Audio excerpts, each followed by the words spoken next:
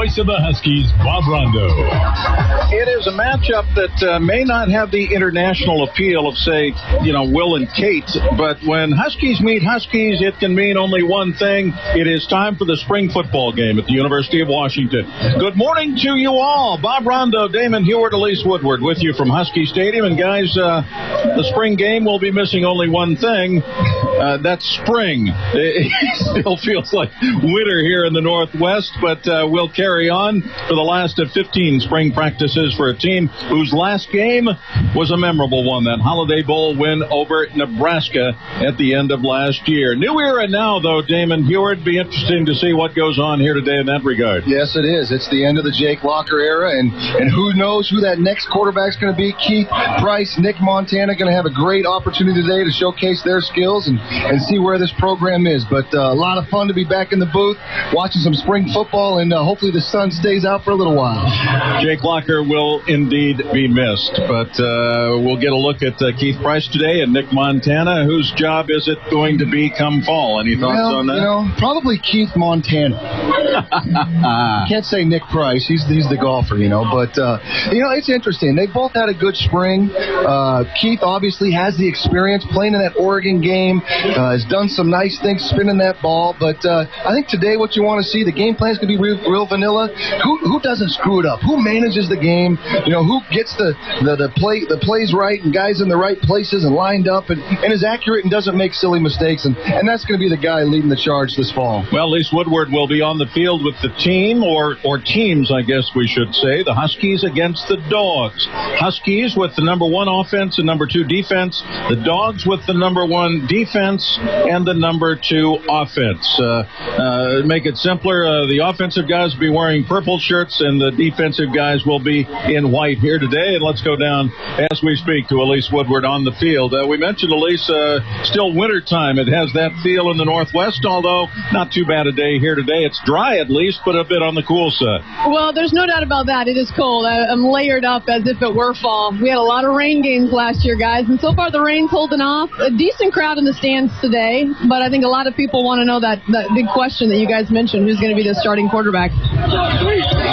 Well, we also got a punter duel as well, although Will Mahan is not ready. A lot of fun challenges. The linebacker position as well.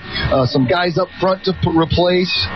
It should be a lot of fun watching these guys battle for starting positions today. Damon, you were playing in spring ball. Not that, well, it's been quite a while, I guess, as we look back. But as these players get ready to go in this game, I know from a coaching standpoint, let's get through it, not get anybody hurt. But how much competition is going on here? How important is this game to some of the players, especially those maybe down in the depth chart a little bit? No doubt. It's real important. It's a great time of year. There's not a lot of scheming involved. You're just running your system, running your plays. And here you are kind of under the lights with the crowd and see how you perform in a pressure situation. Well, maybe Steve Sarkisian can shed some light on that subject. He's standing by on the field now with Elise. Here's the Husky head coach. All right, thanks, you guys.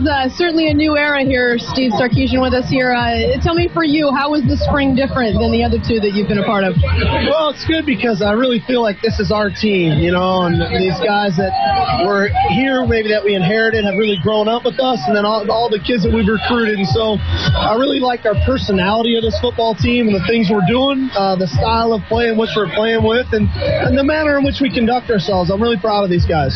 The question everybody wants to know is the starting quarterback battle. You had a good one leave, and I'll ask you about that in a second, but these two have been battling out, have been competing for that spot. What can you tell us about the depth chart there? Well, I love what both of them have brought. I've been really impressed with their work ethic, their ability to continue to prepare, and to want to be great. And they both have improved really, really well. They both had nice springs, and I feel good about the position as we're getting ready to head into fall.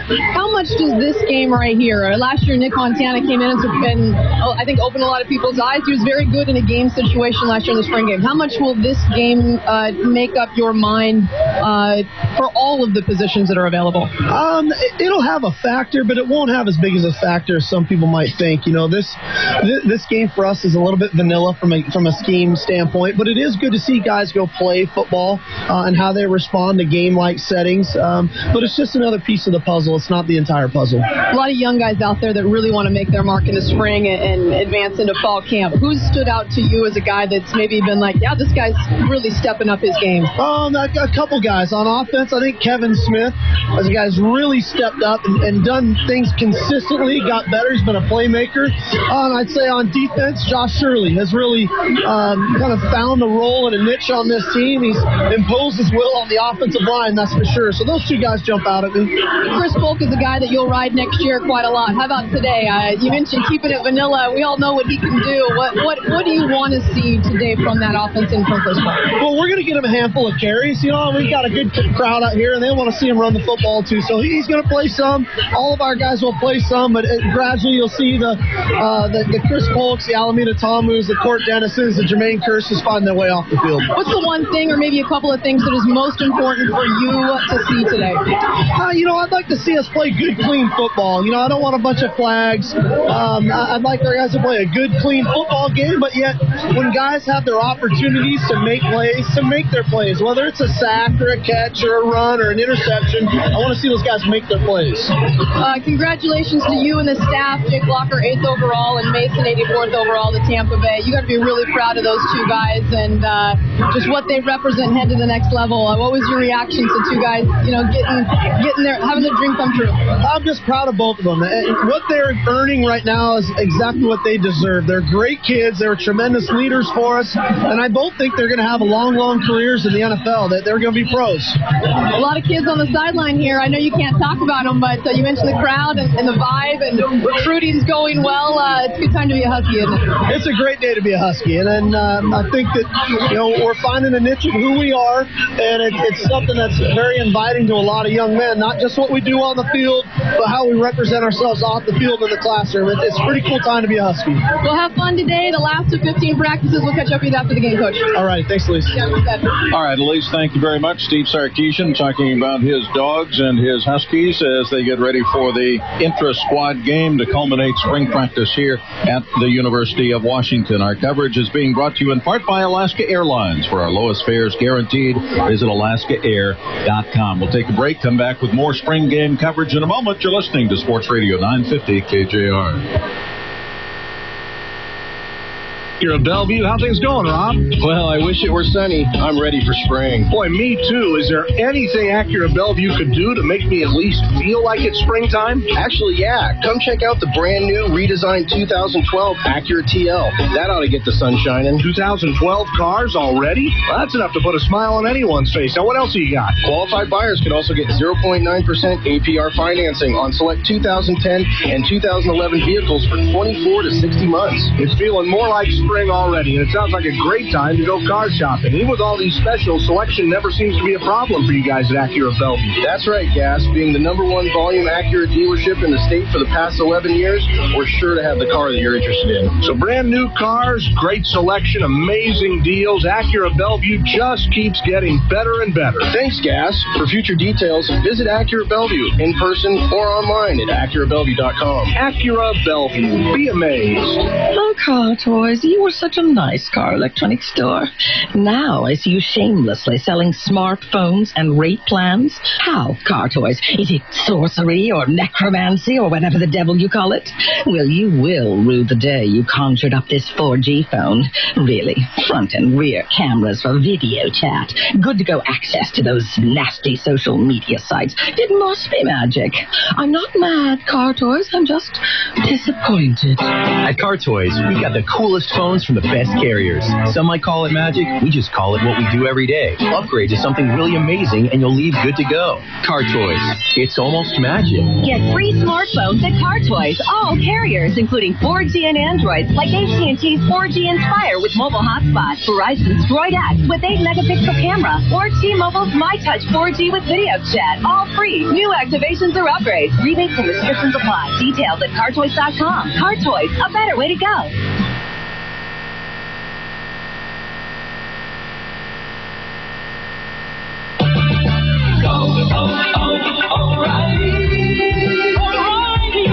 Does your car nosedive when braking? Have steering wheel vibration? Lean or sway on turns? Or have a harsh ride on rough surfaces? If so, you may need new shocks or struts. Your local O'Reilly Auto Parts store carries a full selection of shocks and struts from Monroe, the world's leading ride control brand.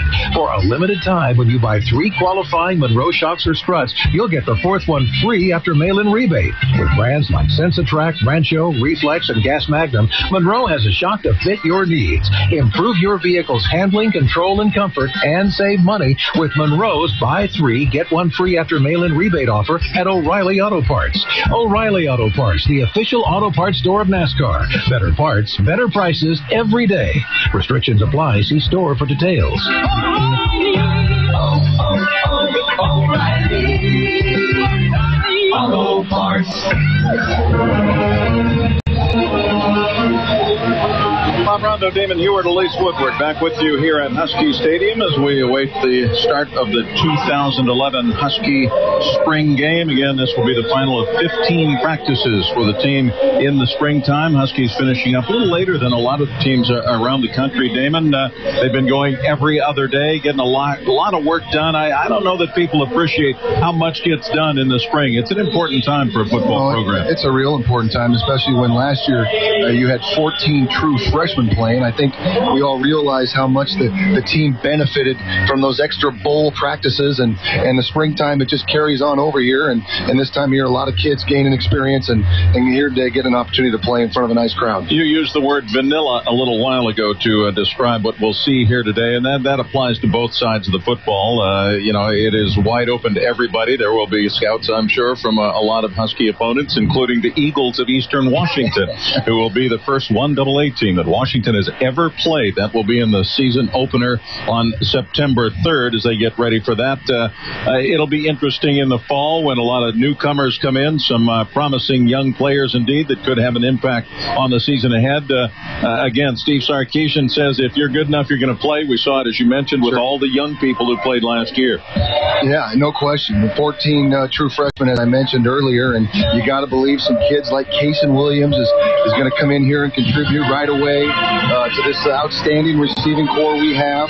A couple of kids on defense as well. Some nice speed at the cornerback who use some more depth there. So good class coming in. A bunch of great recruits on the sideline again here today. And I think that's what's so special about Steve Sarkisian. At the end of the day, the best thing he has done is he has put a fence around the state and brought kids here that can come in and play early. Got a nice commitment just yesterday from a in-state product who by rule must remain nameless here, but safe to say the Husky coaches were very excited at the events of yesterday, and hopefully that might be a linchpin for more such events to come here in the very near future. This football team, as we mentioned, is going to be different as it automatically would. When you lose a Jake Locker, you don't just replace one of those. A Mason Foster, you don't just replace one of those. The leading tackler in America, who, by the way, I thought Tampa Bay absolutely stole in the third round yesterday. I think Mason Foster is going to be a very good pro. And Jake Locker, again, surprised maybe the football universe from the outside. I don't think any of us were all that surprised to see him go where he did, and we couldn't be happier. But it's going to be an interesting Husky team next fall. I think it'll be a team, Damon, that maybe is more reliant on the running game. And defensively, as we say, Mason Foster, kind of an irreplaceable type of guy. The linebacking core, I think, is probably the biggest question mark of this team right now. No, it is, and it kind of was going into last season a little bit, too. But Court Dennison, senior middle linebacker, just voted team captain. You got to figure he's going to bring those younger players along. And Ta'amu in the front, we saw how he finished last season, and they're just going to have to lead and get those kids going early. All right, we'll take one more break, come back and get things underway in the spring game for 2011. Stay with us. Our coverage continues in a moment on Sports Radio 950 KJR. Kawasaki's Ticket to Ride demo event is rolling into town. It's your chance to test ride all the pavement-pounding 2011 street bikes from Kawasaki, like the all-new Ninja 1000, the bike Sport Rider magazine said is in a league of its own, the all-new Vulcan 1700 Vaquero, the bike that is about as good as it gets, according to Motorcyclist magazine, plus the redesigned Ninja ZX-10R, the Z1000, and the rest of the award-winning line of Kawasaki street bikes. Go to Kawasaki.com/ticket to find out how you can ride the Kawasaki street bike of your choice. Saturday, May 14th and Sunday, May 15th from 9 a.m. to 5 p.m. at the Totem Lakes Mall, 12601 120th Avenue in Kirkland. Don't miss out. Head to the Totem Lakes Mall Saturday, May 14th and Sunday, May 15th. Go to Kawasaki.com/ticket for more information. Kawasaki. Let the good times roll.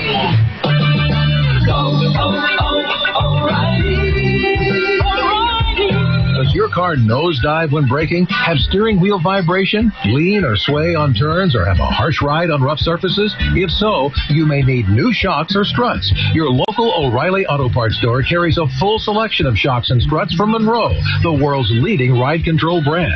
For a limited time, when you buy 3 qualifying Monroe shocks or struts, you'll get the 4th one free after mail-in rebate. With brands like Sensatrack, Rancho, Reflex, and Gas Magnum, Monroe has a shock to fit your needs. Improve your vehicle's handling, control, and comfort, and save money with Monroe's Buy 3, Get 1 free after mail-in rebate offer at O'Reilly Auto Parts. O'Reilly Auto Parts, the official auto parts store of NASCAR. Better parts, better prices every day.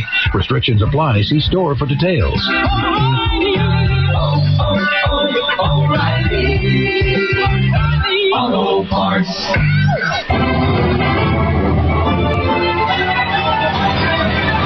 We are going to have the Huskies kicking off to the Dogs. Again, the Huskies, number 1 offense, number 2 defense. The Dogs, the number 1 defense, number 2 offense. Quick injury report before we get started. Here's Elise Woodward. Well, it would be quick, but not really, Bob. It's actually quite lengthy. Ben Riva is out with the foot. Senio Kelemete is suited up, but he will not play with plantar fasciitis.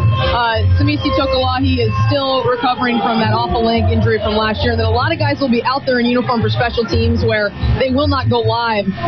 Sean Parker, Princeton Fuimoanu, Cooper Pelluer, Tad Stevenson, Greg DeCray, Deontay Cooper, who could play if they had a game today, but they will still hold him back. Will Mahan will be back. He's back from that leg injury, the punter. And Zach Fogerson with a concussion will not play today either. So a lot of guys missing, but most of those guys will be out there for special teams where they won't have live hits and won't have the possibility of sustaining another injury, guys. All right, Elise, thanks. Yeah, Damon, on special teams today, they'll do what they call the thud drill. We'll have a kickoff, for example. It will be received, and they'll initiate a run back, and then they're going to stop it to avoid contact in special team situations. And that's the smart thing to do. Special teams, as you know, probably the biggest, most violent collisions happen on that kickoff team during those punt returns and whatnot. So good move this time of year. Keep the guys healthy. Elise mentioned Deontay Cooper. This is a young guy that we had such high hopes for last year. Suffered a knee injury, and in fall camp was unable to play last season. Jesse Collier, his fellow freshman, went on and had a very productive freshman year. But I must say, watching Deontay Cooper in pregame warm-ups here, number 32 looks pretty good. It'll be exciting to see him play at full speed in the fall. Oh, it certainly will. You know, he's only 8 months removed from that reconstructive surgery on his knee. So, again, the right thing to do. Probably not let him get hit today. But, yeah, you look at the body type. He looks like an NFL running back right now, and certainly was a big talk last spring, and it'll be fun to have him back in the fold this fall. Eric Folkspotting is kicking to you at the 30-yard line, and we're about ready to get it underway. And you will notice the yellow bibs being worn. There's a red bib, too. Will protect the receivers here, and the thud approach to this. And for those of you watching down in the stands, again, in special team play today, they'll kick it off and start the coverage and start the return. Then the play is going to be blown dead. So you're not going to see a full-scale special team play here as the Huskies get ready to commence the spring game, and nice to have you with us. And significantly, the sun pops through to bathe the field here at Husky Stadium. Here's Folk with a right-to-left run-up, sends the ball on the way, and it is received down near the goal line and fumbled and bobbled and picked up, and now the play is blown dead. And that was Deontay Cooper, number 32, showing some physicality with a little block in front of the play at the 20-yard line. And now we will start with the offense. This is the number 2 offense that will be competing against the number 1 Husky defense as the teams come onto the field.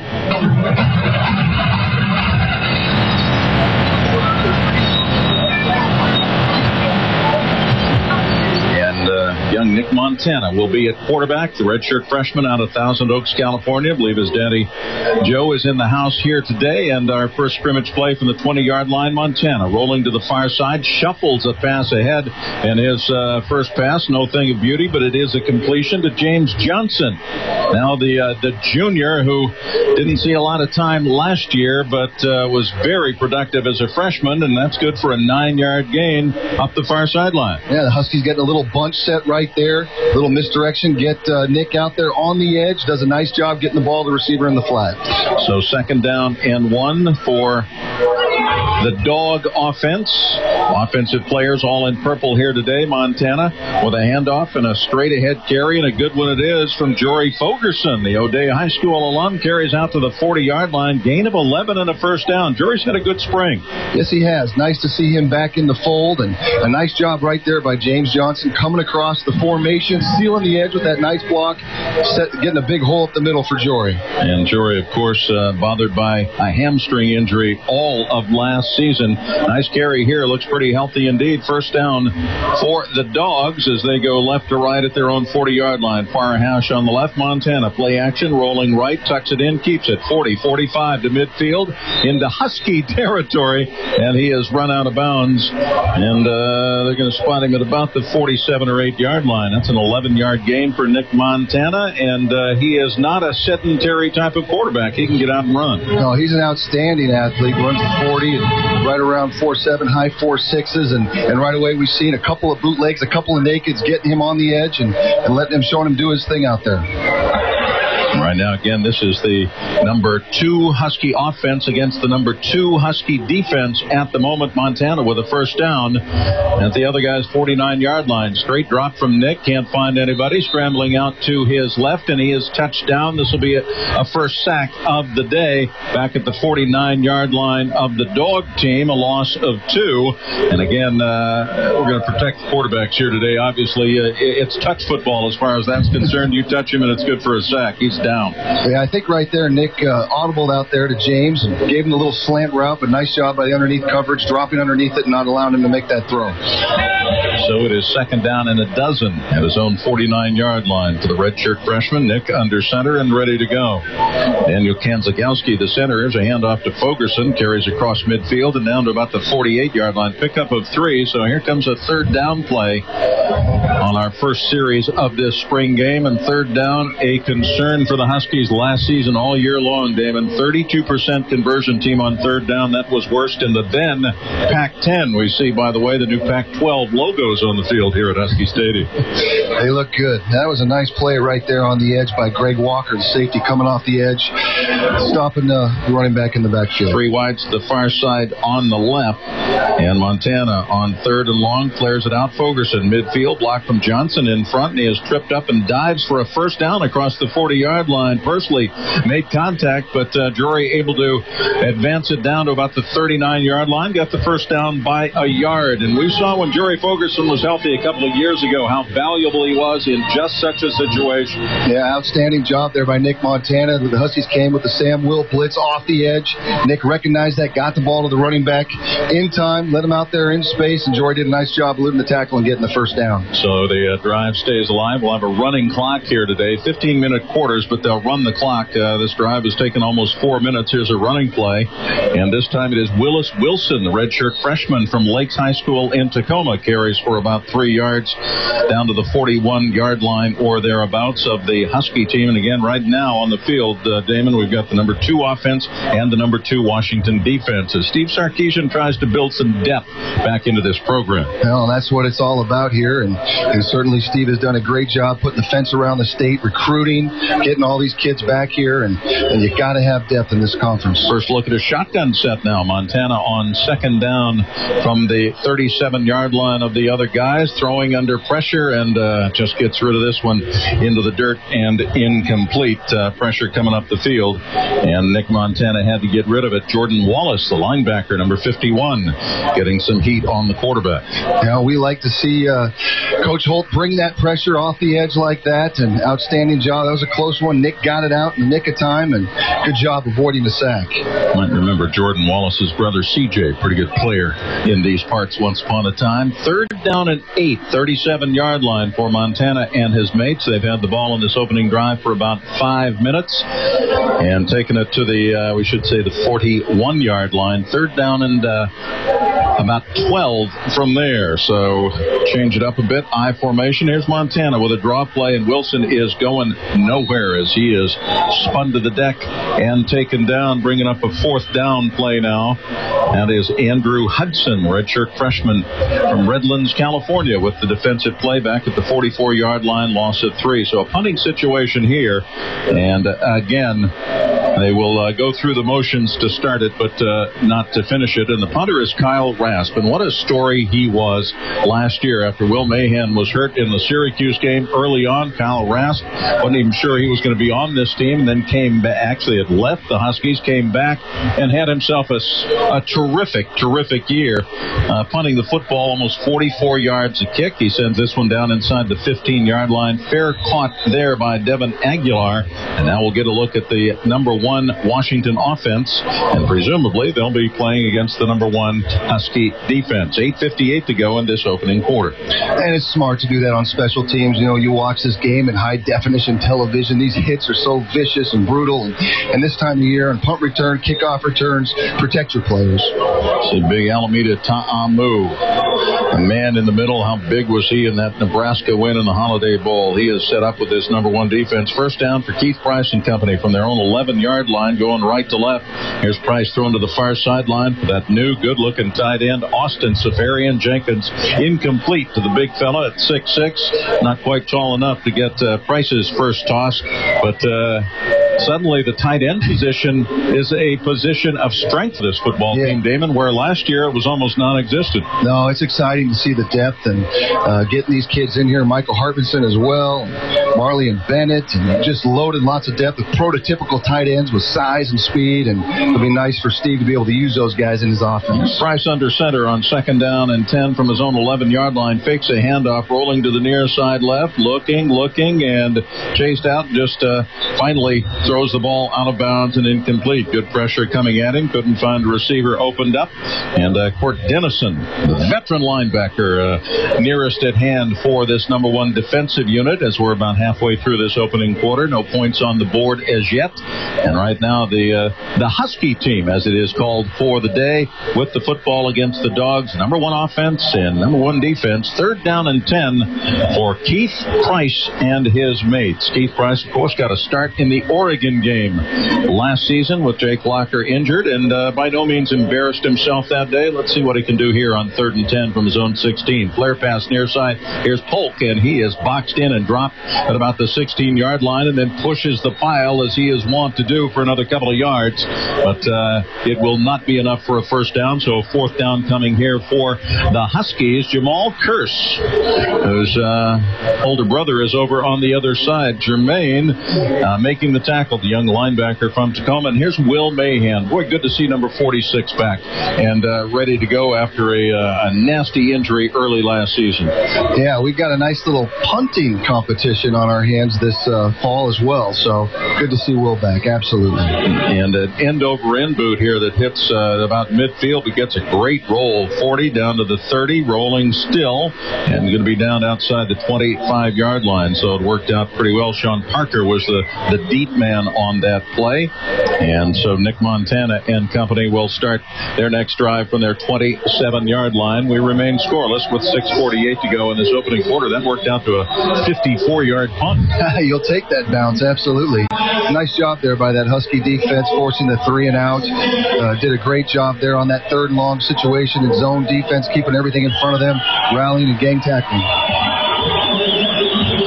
All right, here's Montana. Got it onto the other guy's side of the field on the opening drive. We'll start this from his own 27-yard line. Short drop, Nick flares it out far side. Dangerous pass and an incompletion as William Chandler, the intended receiver, blown up by the cornerback Marquise Pursley over on the far side of the field. Yeah, it was a dangerous throw right there in the flat, throwing it across the field. The corner rolled up into coverage. Sometimes hard for the quarterback to recognize that, but a great play on the defense. Let's take it down to Elise Woodward on the sideline here in the the spring game. Elise. Well, guys, it was interesting to see who was going to come out. Maybe a few surprises in the starting offense. Cody Brunn's out there, Austin Severian Jenkins, and of course Keith Price as well. So here's Nick Montana on 2nd down and 10 from zone 27. Toss sweep going left. Fogerson. Blockers in front to the 35-40 and a first down for Jory out to the 42-yard line. Student body left. And it worked beautifully. That's a gain of 15 yards. Nice job there on the toss sweep, getting Jory out there on the edge with blockers in front of him, breaking tackles, outstanding run. Jory Fogerson getting ready for a senior season now, 24 yards on 3 carries with 5:45 to go in this opening quarter. Montana will go shotgun on 1st and 10 from his own 42-yard line, going left to right as we look at it from the press box. Choir hash mark on the left. Here's Nick dropping out of the shotgun, pumps once, now scrambling to the near side right. Chase throws on the run, and this ball is caught. Johnson with a reception at the Husky 48-yard line right near the first down marker, and he will have a first down. Quentin Richardson, the cornerback, in coverage. Nice design play. You got the hook route, the corner route, and Johnson in the flat. Nick is going to watch that one on film and wish he got it out to him a little bit quicker. Finally got him the football. Good job throwing the football on the run, but let him have it in the flat right now. Actually, the corner on the play, Anthony Goburn, 26, not Richardson's 28. So a first down at the 48-yard line. They're in enemy territory for the second time in as many drives. Montana going under center. Couple of wides out to the far side on the left. Fogerson, the tailback, takes a handoff, running off tackle. Broke through one and carries inside the 45 to the 44-yard line. Got away from Langafuina. Big Lawrence Langafuina, 344-pound nose man from Hawaii, missing a tackle there, and it'll be 2nd down and 6 at the 44-yard line. You know, you talk about being vanilla, but I tell you, you see all these different personnel packages, the different formations. You're in bunch, you're in 2 tight end, you're in spread. You're doing all kinds of things. Put a lot of pressure on that Husky defense. So out of the shotgun on 2nd and 6, Montana ready to go, and gives a handoff. Willis Wilson tries to burrow his way forward, gets a little push from his big guys up front, carries inside the 40 and inside the 38 to the 37, and that will be another first down. Well, Nick's done a nice job here in his first 2 drives of moving the chains as a quarterback. That's, you know, what you're paid to do at the next level, but certainly getting it done here at college, and good to see him off to a great start today. Remember, Nick Montana was a starter in this game last year, just out of high school. Just out of high school. 18-year-old kid here led his team to victory, and this kid's a gamer.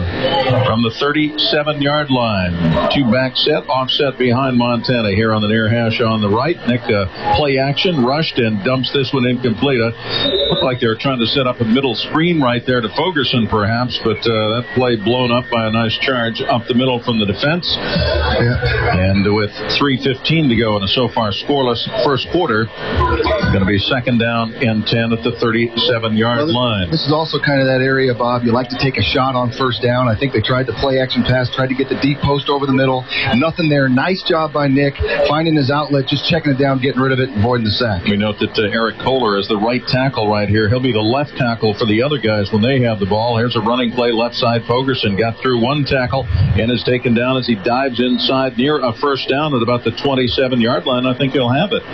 Justin Glenn up to get him. Justin Glenn, another coming back from a serious injury. The Husky secondary man out of Kamiak High School with the tackle, but not enough to prevent the first down. And so far, Jory Fogerson has been the man of the hour. He's doing a nice job running between the tackles, shedding tacklers, diving right there for the yardstick, and outstanding run. Good to see Jory back in the fold here. Ball at the far hash on the left side. Montana under center with a first down and deepest penetration of the day for either team here in this opening quarter. 27-yard line, and Nick going to hand it off. Fogerson starts inside, bounces it out. Nice carry off tackle inside the 20 to about the 18-yard line. Greg Walker, the cornerback safety, up to make the play for the defense, but 9 more for Jory Fogerson, who's starting to pile up some yardage here. That's 38 yards on 5 carries for the senior running back. Yeah, and that play was designed for him to take it up inside there in between the tackles. Nothing there. Just a little side-to-side motion, get to the edge, and make something out of nothing. So into the red zone they go with a 2nd and long 1 from the 23-yard line. Montana again backs offset behind him. And a little toss after he bobbled the center snap, throwing it back to Wilson, and Willis carries down to the 15-yard line. That'll be good enough for another first down as they keep moving the chains. 1:24 to go in this opening quarter, and we soon might have our first score of the period. Yeah, again, nice drive here by Nick. Nick Holt trying to bring that pressure off the edge there from the field like he loves to do, and good call to run that toss sweep away from it and pick up a first down. Ball at the 15-yard line, near hash right side as Montana brings them out. Bunch receivers, 3 of them tight to the formation on the right. Wilson is the tailback behind him. Nick sees something he doesn't like and stands up, takes the time out. We're going to do the very same thing as we will pause for a break right here. Spring game coverage continuing in a moment.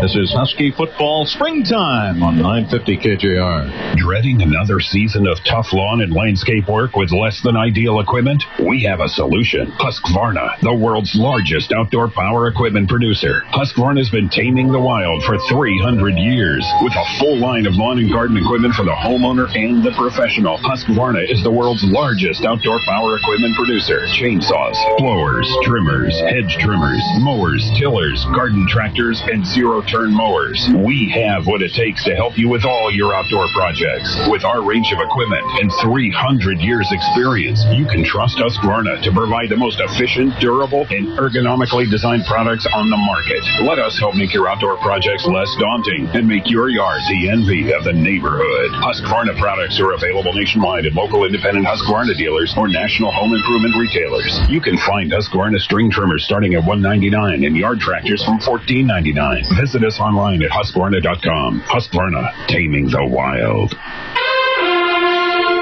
As we come back, Montana, play action, flips a little pass to the right sideline from the 15-yard line. Johnson takes it in, and down the sideline he goes for a touchdown. Our first of the game, James Johnson, whose first catch as a Husky was a touchdown in the opener against LSU a couple of years ago. And good to see number 3 in the end zone again. Montana finding him off a nice little play fake. And the Dogs are on the board first. The number 2 offense putting a touchdown up. Now, this is great for James Johnson, a kid who only had 1 catch last year, big ankle injury, missed most of the season. 09, we remember him as a freshman, 39 catches, 422 yards, 3 touchdowns.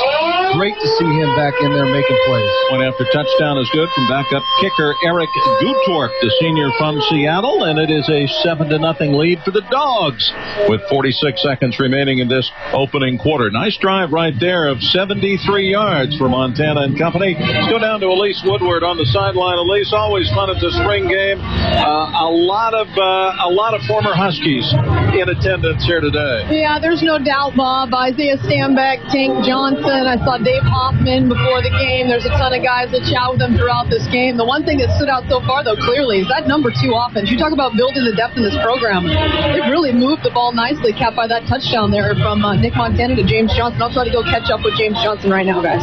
All right, thank you very much. And again, James Johnson, who burst onto the scene as a freshman, kind of hit a wall late in his freshman season and ran headlong into that wall, bothered by injury in fall camp last year, and just never could get himself into the mix, Damon. But from what we've seen so far here today, he might be a factor in the fall ahead. I think he will. He's one of those kids. He's very physical at the line of scrimmage. He's the one kid I see around here, working really, really hard in the weight room, and he certainly has something to prove this season after last year. And what might foreshadow the coming fall, the deep end here on the kickoff, Jesse Callier will be a sophomore next season.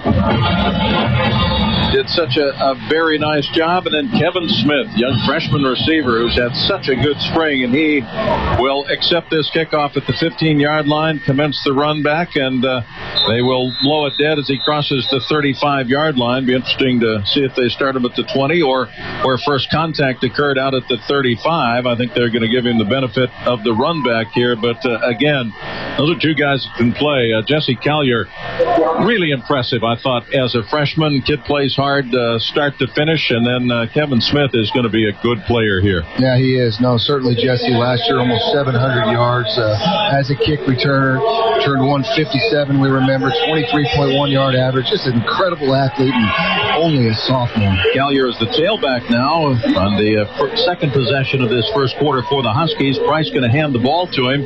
Tries to stiff arm a tackler at the 40-yard line. That did not work. They'll give him no gain on that play as the Huskies' number one offense is competing against the number one defense right now. And so far, that defense holding sway. Again, it is Court Dennison, the veteran team captain linebacker, along with the young linebacker Jamal Kearse on the defensive play. No gain for Callier on his first carry of the day as we have 10 seconds left in this first quarter.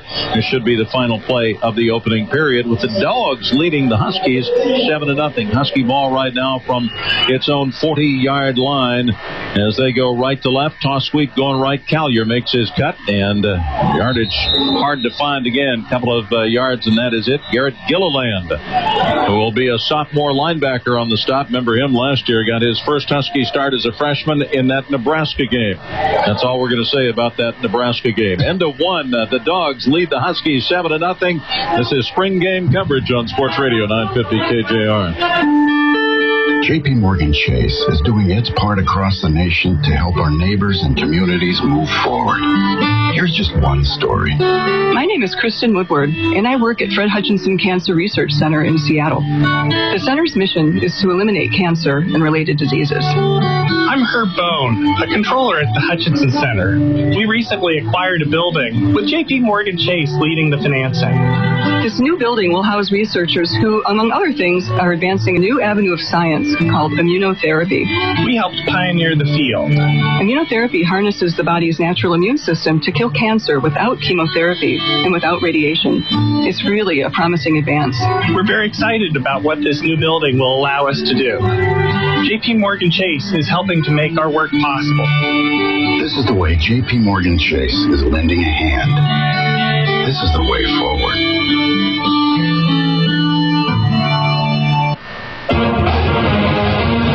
Bob Rondo, Elise Woodward, Damon Heward with you now at Husky Stadium once again. We start the second quarter with the Dogs leading the Huskies 7-0. The number 2 offense putting the touchdown on the board, James Johnson. On the receiving end of a Nick Montana pass, 15-yard touchdown, 7-0 as the period begins. Husky spring game powered by Triple Hops Brewed Miller Lite. Taste greatness. Keith Price going to go out of the shotgun. Bunch receivers to his left as they go left to right from their own 42-yard line. Price throwing over the middle. Little toss complete to Jermaine Kearse, the leading receiver from last year. Carries down to the 44-yard line of the Dogs. And that is the first down of the ball game for the Huskies, the number 1 offense, as we go quickly to Elise. All right, thanks, guys. With James Johnson, as you mentioned, the guy that put the touchdown on the board. Great catch, James. Tell me about that. You and the connection with Nick Montana. I had a nice little play in the flat. Nobody was there. He just put it out there. I went, and it was a little bit behind me, but I turned with it and caught it and just tried to make a play. Seen daylight and then ran straight to the end zone. I know it feels good for you. You put in a ton of work. You ran track in the spring. You've been out here. I've seen you working out really strong. Tell me your mentality here to get on the field and return to the play we saw as a freshman. Hey, man, my goal is just, honor God on every play and go 155% and just try to win on every single play. That's it. Well, you guys are moving the ball well with that second offense. Tell me what you like out there. We're just, we're executing right now. We just got to keep pushing, It's only the second quarter, beginning of the second quarter, so we think we got a lot more in us, and we're gonna put a lot more out there. So well, you done well so far. Touchdown catch. Congratulations. Continued success here. Thank you. Appreciate it. You guys, that's James Johnson here on the sideline. Back to you. All right, Elise, thanks. 4-yard loss on a running play. 2nd and 14 for Price, throwing to the far side. Man open Kearse, and he is hammered as the ball arrives near the first down marker at the 35-yard line. Nate Fellner, the Husky safety, the veteran, putting a shot on veteran receiver Jermaine Kearse. That ball goes incomplete. There's the best hit of the ball game so far. And that's what Nate Fellner does.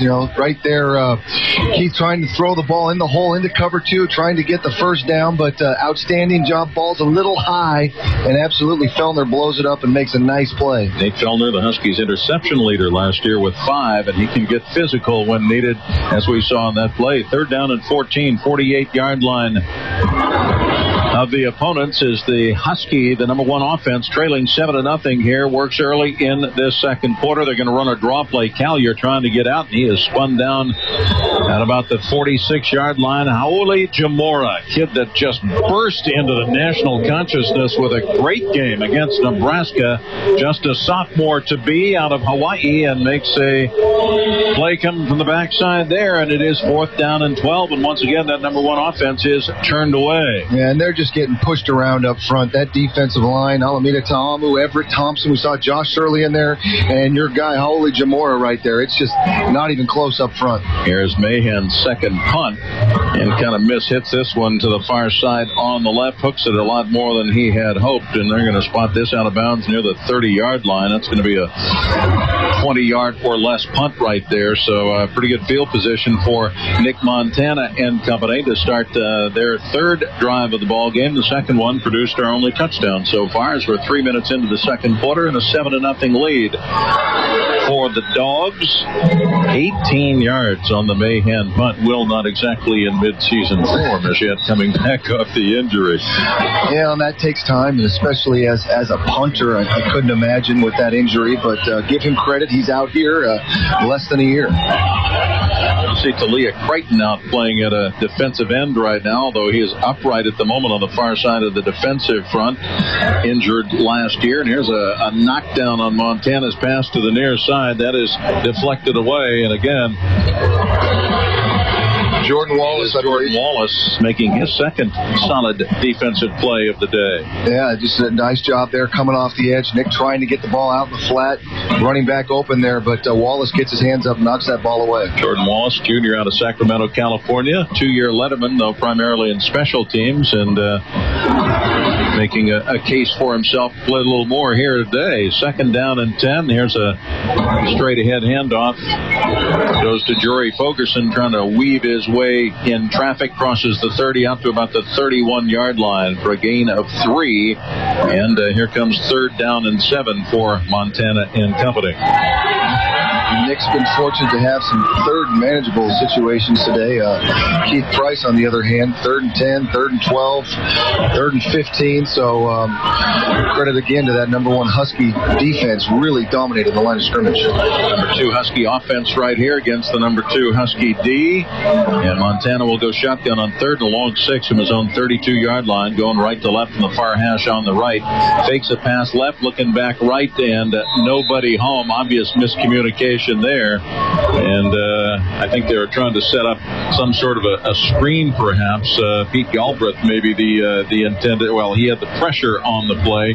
Yes. And I think Luther Leonard was the intended receiver, and he's blocking on the play. Didn't expect the ball in any way. Yeah, so an incompletion now, 4th and 6. Yeah, double screen pass. You fake to the running back in the left flat, and you flip around as the quarterback and try to get it to the running back out in the other flat. But outstanding job by the outside linebacker, staying home, not being fooled by the ball fake, and making the play. And here's the second punt of the incumbent Kyle Rasp, and this one is kicked to Aguilar. Makes the reception at the 25-yard line. Going to run it back, and they will blow it dead as he started to pop through it. It's hard for the guys to cover up because they know it's no contact, but they will let him go until his first touch, and he almost popped that one for 6. Let's go down to Elise Woodward. Well, guys, it's kind of interesting. We've seen a couple of big hits by the defense. Chris Polk is wearing a new mouthpiece to measure the force of the hits out there, to measure the G-force. It's a new technology to prevent concussions. Washington and Stanford are the only 2 colleges right now in the nation that are wearing these mouthpieces. It's brand new, and it's to monitor the hits and the force to see the accumulation of hits and what it does. It's really interesting. Rob Scheidegger, the trainer, was telling me about it before the game. New technology for the University of Washington football program. Chris Polk is back in at tailback. Elise is the number 1 offense, has the ball from its own 37-yard line. Price going to the near side. Aguilar with a catch and a little comeback pattern at the 40. Turns it upfield and gets out to about the 43-yard line, pickup of 6. And that's the same play we saw Nick Montana run earlier. Again, a guy in the flat, guy in a little hitch, the guy on the corner. And Keith does an outstanding job. They're sitting in the pocket. They take away the flat. He finds his hook receiver and gets a nice play on 1st down. Offensive line right now, Skylar Fancher is the right tackle. Colin Porter had such a good freshman season, the right guard. Drew Schaefer at center. Colin Tanagawa is the left guard, and big Eric Kohler out at the left tackle spot. Here's Polk. The carry between guard and tackle left side, and Chris pushes out for a first down to midfield. A quick 7 yards. Chris Polk, 1,415 yards last season. Damon Heward, the second greatest rushing season in Husky football history. Yeah, back-to-back 1,000 seasons. Let's see this year if he can make it 3 in a row, and incredible. I mean, they really rode his back the last half of the season, the last 4 games, running the football the way they did. That was the difference, and you got to expect that that's going to be the game plan coming into this season. Ones against the ones right here. Price and company on the offense, lining up with a first down at midfield, trailing 7-0. Here's a handoff to Polk, running left, cuts through at midfield, and just tripped up. Felder got a hand on him enough to upset him as he dives across the 45-yard line down to the 42. But if Nate Felder's not there, Chris Polk might well have been gone. Has such a gain of 8.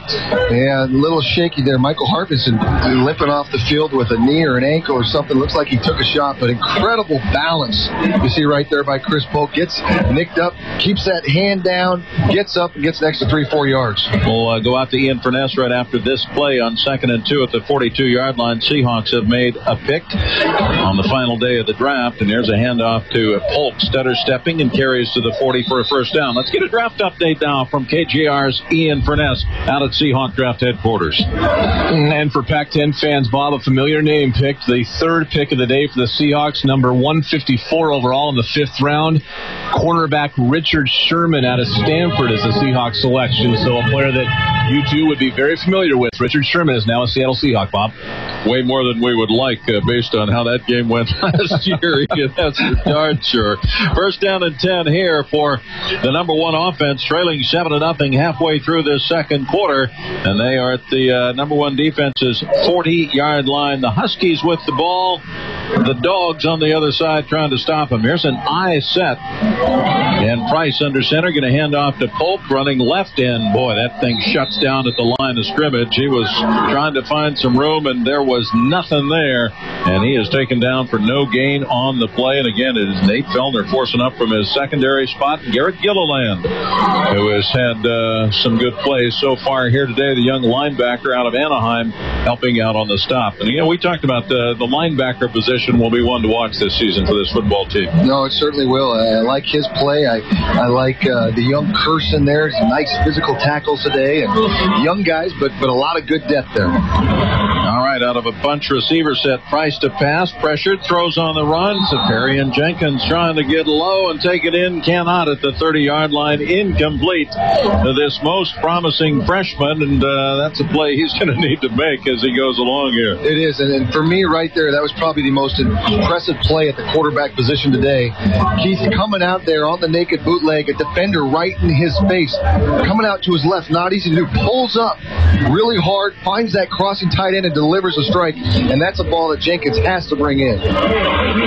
3rd down and 10 for Price and company, looking to get on the scoreboard here with about 6 minutes to go, working from the other guy's 40-yard line. Keith out of the shotgun, standing in, a lot of time, now throwing over the middle. Great reach back grab from Curse for a first down at the 27-yard line. Blue fingers from the Huskies' leading receiver of a year ago. That's a 13-yard gain, and Keith Price owes lunch to Jermaine Curse for that reception. Well, it was an outstanding catch. There's no doubt about it. But again, I think that was Keith's probably 4th option. He does a nice job drifting, hanging in the pocket, coming across the field, finding Curse, and giving him the ball he can make a play on. But yeah, Jermaine Curse, he's put on about 10 pounds this spring, so he could get off the football better. And I tell you, it doesn't look like he's lost a step with it. 1st and 10 at the 28-yard line. Price under center.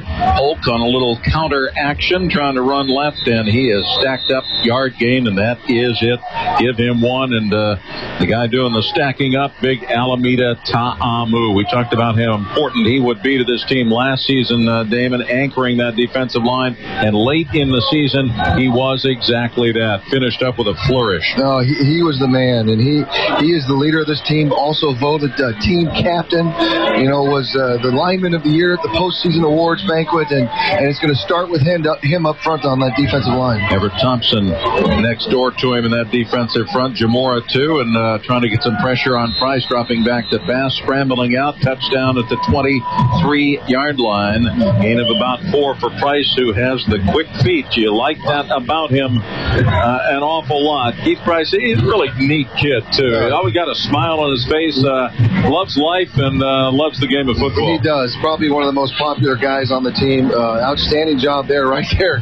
You see Josh Shirley and his ability to come off the edge, and great instincts by Keith to climb the ladder, step up into that pocket, avoid the sack, and gain nice 5 yards and get you in a third manageable situation. 3rd down and 5 at the 23. Price moving left to right from under center, takes the snap, steps up into the pocket, throws over the middle. This ball is caught inside the 10-yard line. Cody Bruns with a pretty grab.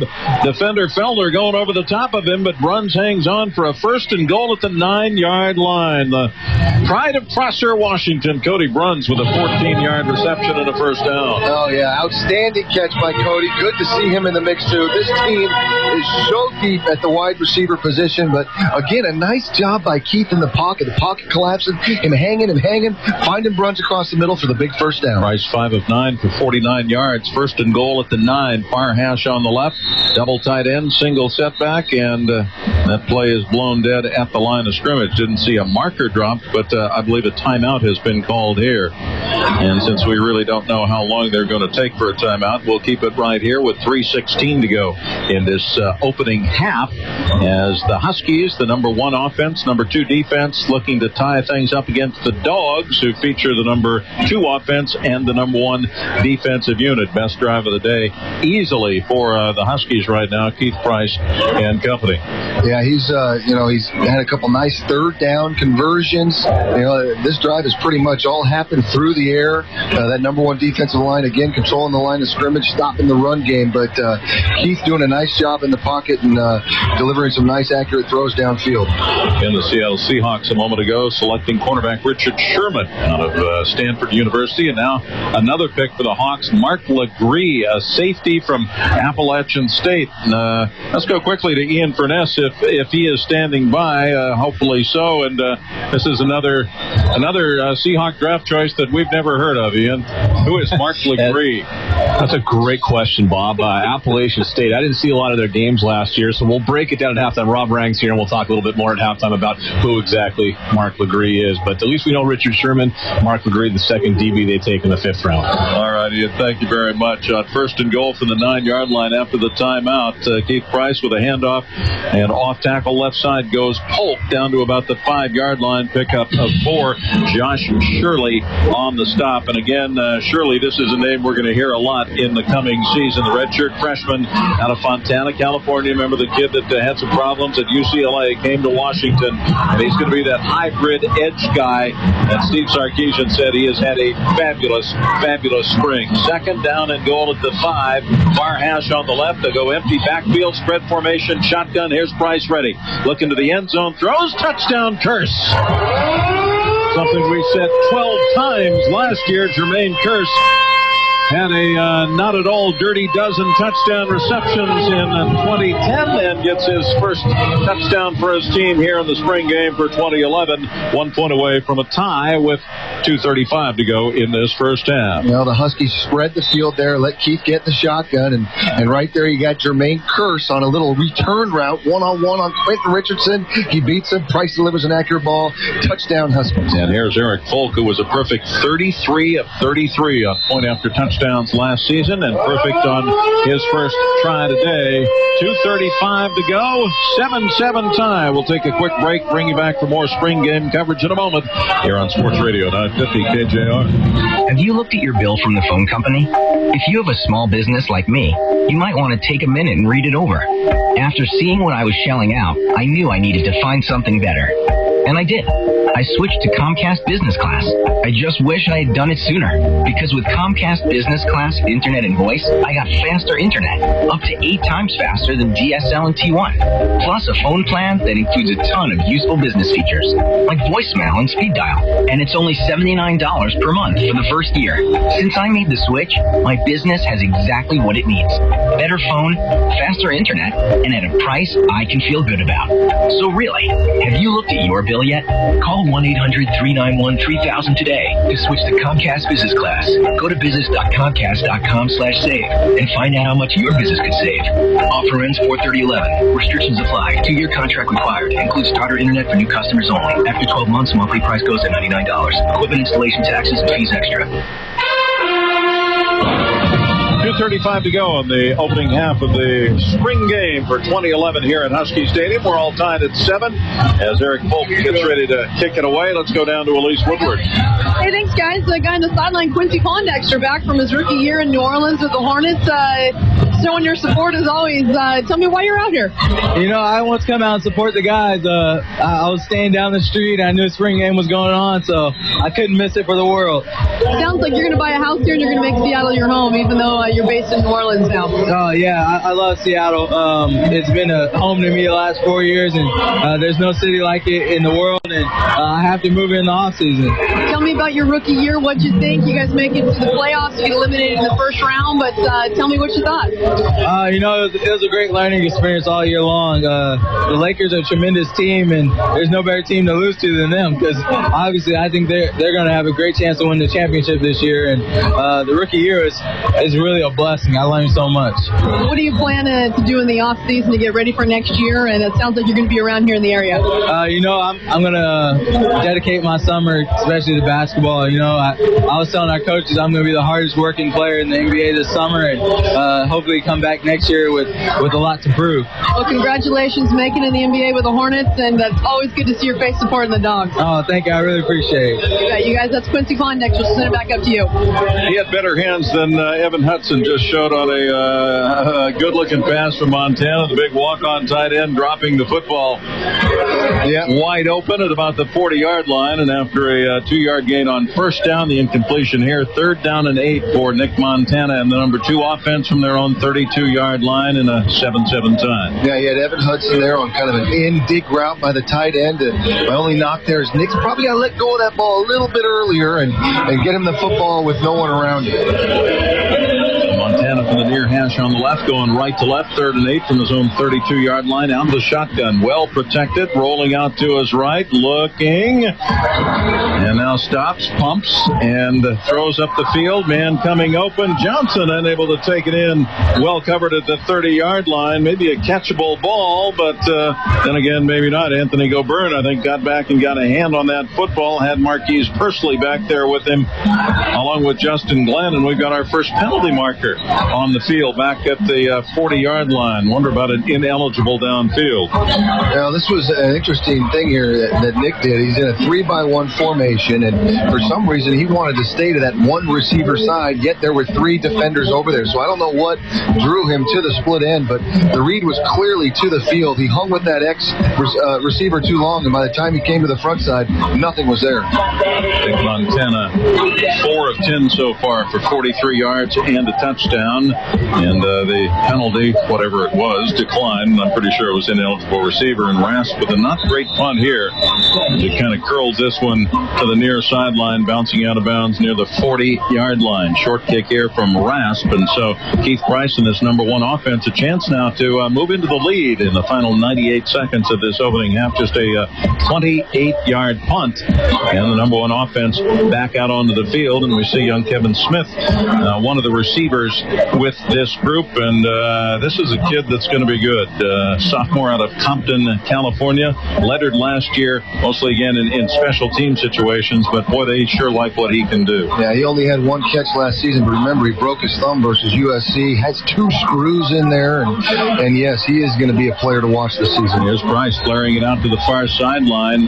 Bubble-type play and a nice catch and run from Cody Bruns up the far sideline, and we'll have a first down. They're going to mark him out at about the 47-yard line of the Dogs. A 12-yard gain, and nice work after the catch from a reliable receiver in Cody Bruns, who doubles as the team's holder on placements. And so Price and company, 1st and 10 at the 47-yard line of the Dogs. The Huskies with the ball, 7-7 tie. Number 1 offense, number 1 defense squaring off right here. Here's Price out of the shotgun on first down. Guns it near side from the far hash mark. And Kearse makes the catch. Bumped out of bounds at about the 44-yard line. It's a long pass for a 3-yard gain. Desmond Trufant, returning starting cornerback for the Huskies on the defensive play. But a nice read by Keith. They tried to get the corner out over the top to the sideline. Not there. Desmond doing a nice job falling underneath that. Keith Price showing his arm strength, throwing that hitch route. Yes, all the way across the field, but a nice 3-yard gain, and more importantly, stopping that clock here in the 2-minute drive. And fourth catch of the day for Jermaine Kearse, 35 yards, including a touchdown, as we're tied at 7 apiece. Here's Price on 2nd and 7 from his own 44-yard line. Shotgun again. Runs, motioning out to give him 3 wides, far side left. He takes a little flare pass, block in front from Smith. Skips out of bounds over the far sideline near the first down marker. It'll depend on the spot. I think he's going to be just a little bit short at about the 38 or 9-yard line. Oh, a nice gain. And, you know, something that you're noticing right away with Keith Price is the accuracy. You're throwing these little flare routes. You know, Nick Holt bringing the pressure off the edge. He's putting these balls 1 foot in front of the number so the receiver can catch it while on the run, get to the sideline, and a nice game. Keith Price right now, excellent anticipation, excellent accuracy. Sophomore quarterback Keith Price, 9 of 13, 75 yards and a touchdown.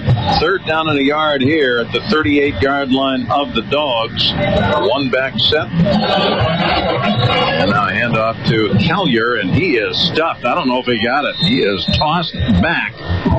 Big pressure up the field that time from Everett Thompson down on the bottom of the pile, and then Fellner has been everywhere so far today, pushing over the top. Jamora also involved in the play. And that defensive line, that number 1 defensive line, really dominated the line of scrimmage. Only 25 yards rushing here in the first half for the Huskies. Give credit to that number 1 defense. And no gain on the play, leaving them 4th down and 1, and Steve Sarkisian calling over. They're going to talk about what to do here on this 4th down and short play with 1 minute 1 second to go in the second quarter, and the ball at the 38-yard line of the Dogs, the defensive team, trying to at least stay in a 7-7 tie. Well, this is where last year you expect power or line up real quick at the line of scrimmage, get that ball to Chris Polk, and it seemed like we had a lot of 4th and 1s a year ago, and none better and bigger than the one at Cal. Sports Radio 950 KJR and Windermere Real Estate invite you and your family to the 25th annual Windermere Cup Regatta. It's next Saturday along the shores of the Montlake Cup. Free family event getting underway at 10:20 in the morning. We'll have live radio coverage starting at 10:30 until conclusion. For more information on the Windermere Cup, you can visit windermerecup.com. 1:01 to go out of the timeout. 4th down and 1 for the Husky offense. Number 1 unit at the opponent 38-yard line. Now come with a running play, and Polk puts his head down and will have a first down, albeit barely, but got a couple of yards on the play to move the chains, and they are stopping the clock now in this final couple moments of play. 54 seconds to go. Clock stopped while they move the chains. 1st and 10 at the 36-yard line. Shotgun set just inside the far hash on the left. Here's Price. Quick toss for runs on a quick slant. Hot receiver, incomplete. Runs covered by safety Will Schamberger on the play, and that one a little too fast for all parties involved on the offensive side. Yeah, it's that inside post route that Keith hit Jermaine a little earlier on the big 3rd down conversion. Right there, Keith, just the ball thrown out a little too far in front of Cody. But again, the nice thing, it stops the clock.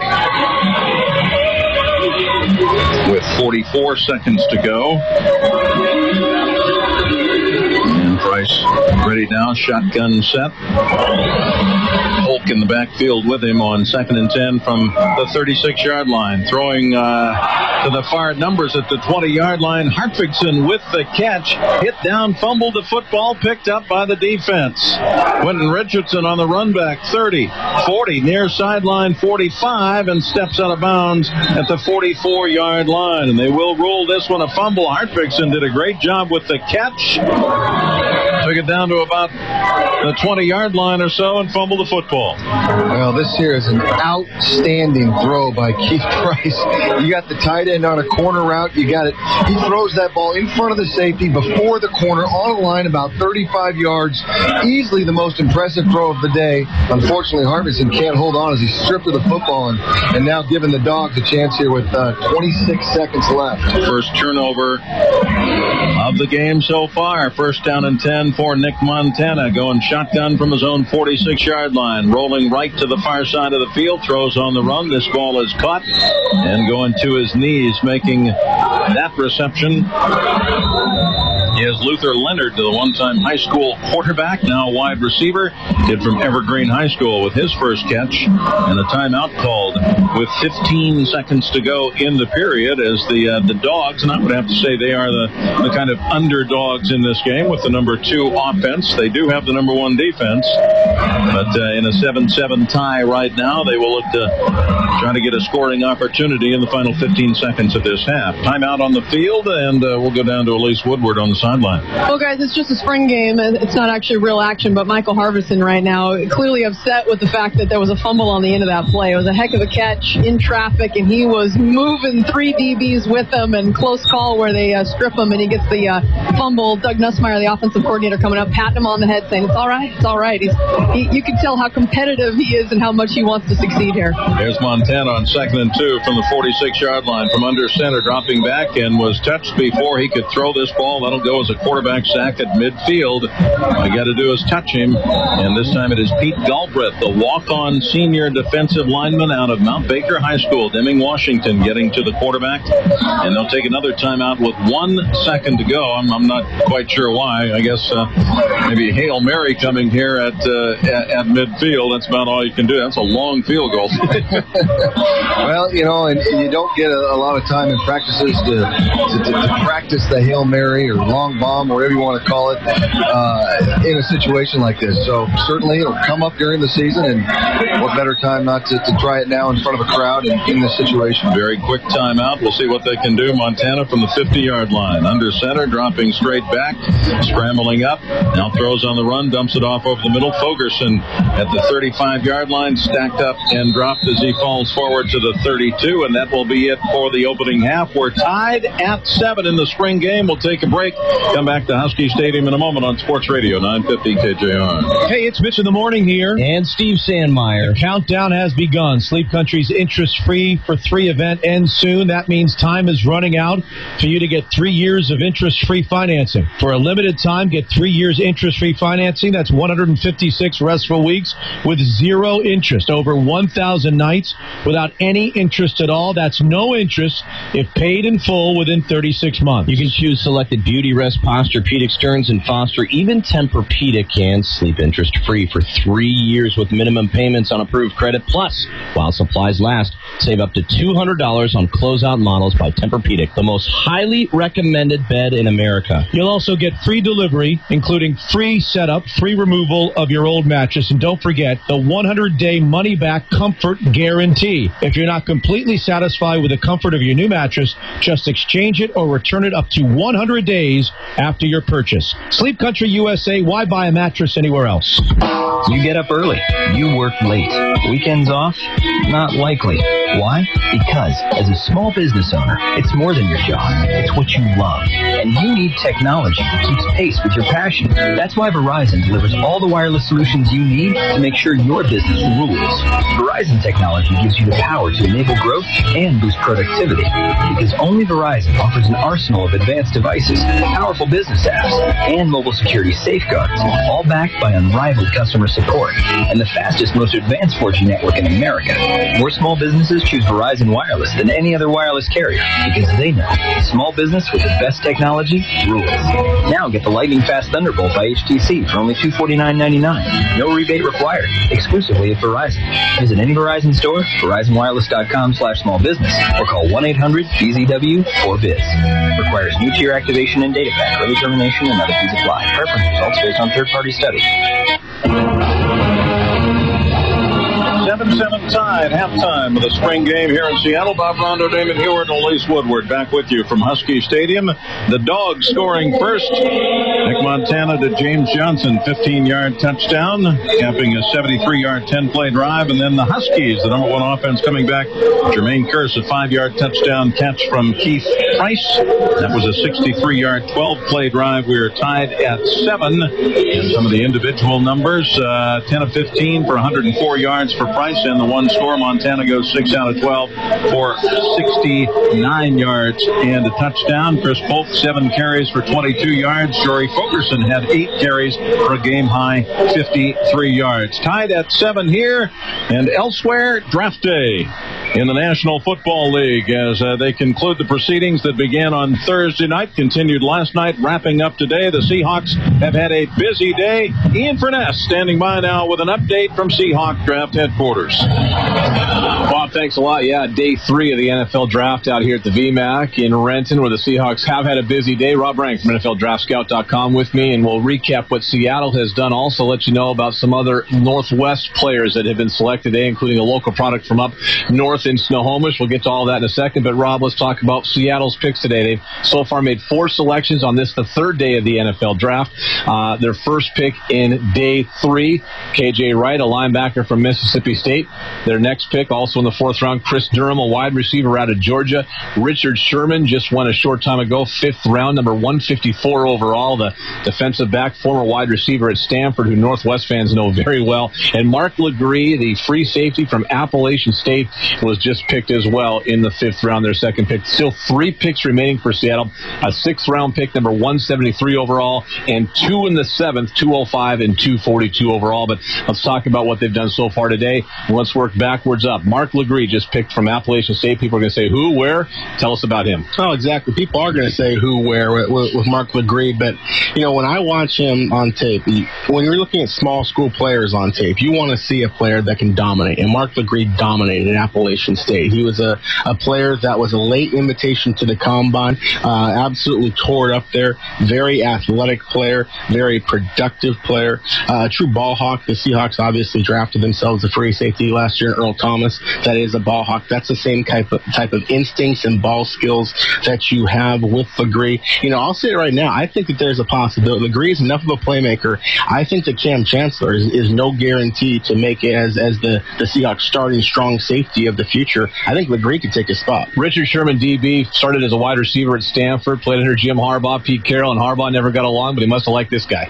No, I think obviously they did. And the thing that I like about Richard Sherman is the fact that he is a big, tall press corner. Now, as you mentioned, Dean, he is a former receiver, and so he only has 2 years as a cornerback, but at the same time, what a talent to develop. 6'3", 195 pounds, ran in the handheld 4.4s, so there's a lot of talent here. He just isn't quite ready yet, but I think that if you give him a year to develop, you could wind up with a future starter. All right, we'll come back in just a couple seconds. We'll get Rob's thoughts on what is still to come for the Seahawks in the final day. Also tell you about where a couple Northwest players have gone on this, the 3rd day of the NFL Draft, and we'll kind of give a grade so far, at least an overall view of what Seattle has done. The Seahawks getting panned nationally by many. We'll see what Rob says. All of that coming up, and again, we're at halftime of the Husky spring game as well. We'll head back out and check in with Bob, Damon, and Elise. All of that still to come. A busy football Saturday right here on Sports Radio 950 KJR. It's a beautiful day here at St. Lucie. It's a Mariners game. It's a one-day summer vacation. And it's a place where a king claims his throne. On the mound for the Mariners, Felix Hernandez. It's where speed owns the base path. Thrown on the second pick and slides, and he's safe at second base. It's a chance to catch up with friends and crank up the volume. It's a sit back and soak up the sunshine day at the park that can turn into an edge-of-your-seat thrill ride. It's a Gold Glove, Cy Young, All-Star MVP traveling exhibit. It's a Mariners game, and it's a whole lot more. Mariners baseball, ready to play. Ichiro has over 2,200 hits and counting. Friday, the Mariners give away a great collectible that helps you keep track of the Mariners' all-time hit leader with Ichiro Hit Counter Bobblehead Night. Thanks to Root Sports, it's free to the first 25,000 fans. Pick up tickets to Friday's Ichiro Bobblehead Night at any Mariners team store or Mariners.com. JP Morgan Chase is doing its part across the nation to help our neighbors and communities move forward. Here's just one story. My name is Kristen Woodward, and I work at Fred Hutchinson Cancer Research Center in Seattle. The center's mission is to eliminate cancer and related diseases. I'm Herb Bone, a controller at the Hutchinson Center. We recently acquired a building with JP Morgan Chase leading the financing. This new building will house researchers who, among other things, are advancing a new avenue of science called immunotherapy. We helped pioneer the field. Immunotherapy harnesses the body's natural immune system to kill cancer without chemotherapy and without radiation. It's really a promising advance. We're very excited about what this new building will allow us to do. JP Morgan Chase is helping to make our work possible. This is the way JP Morgan Chase is lending a hand. This is the way forward.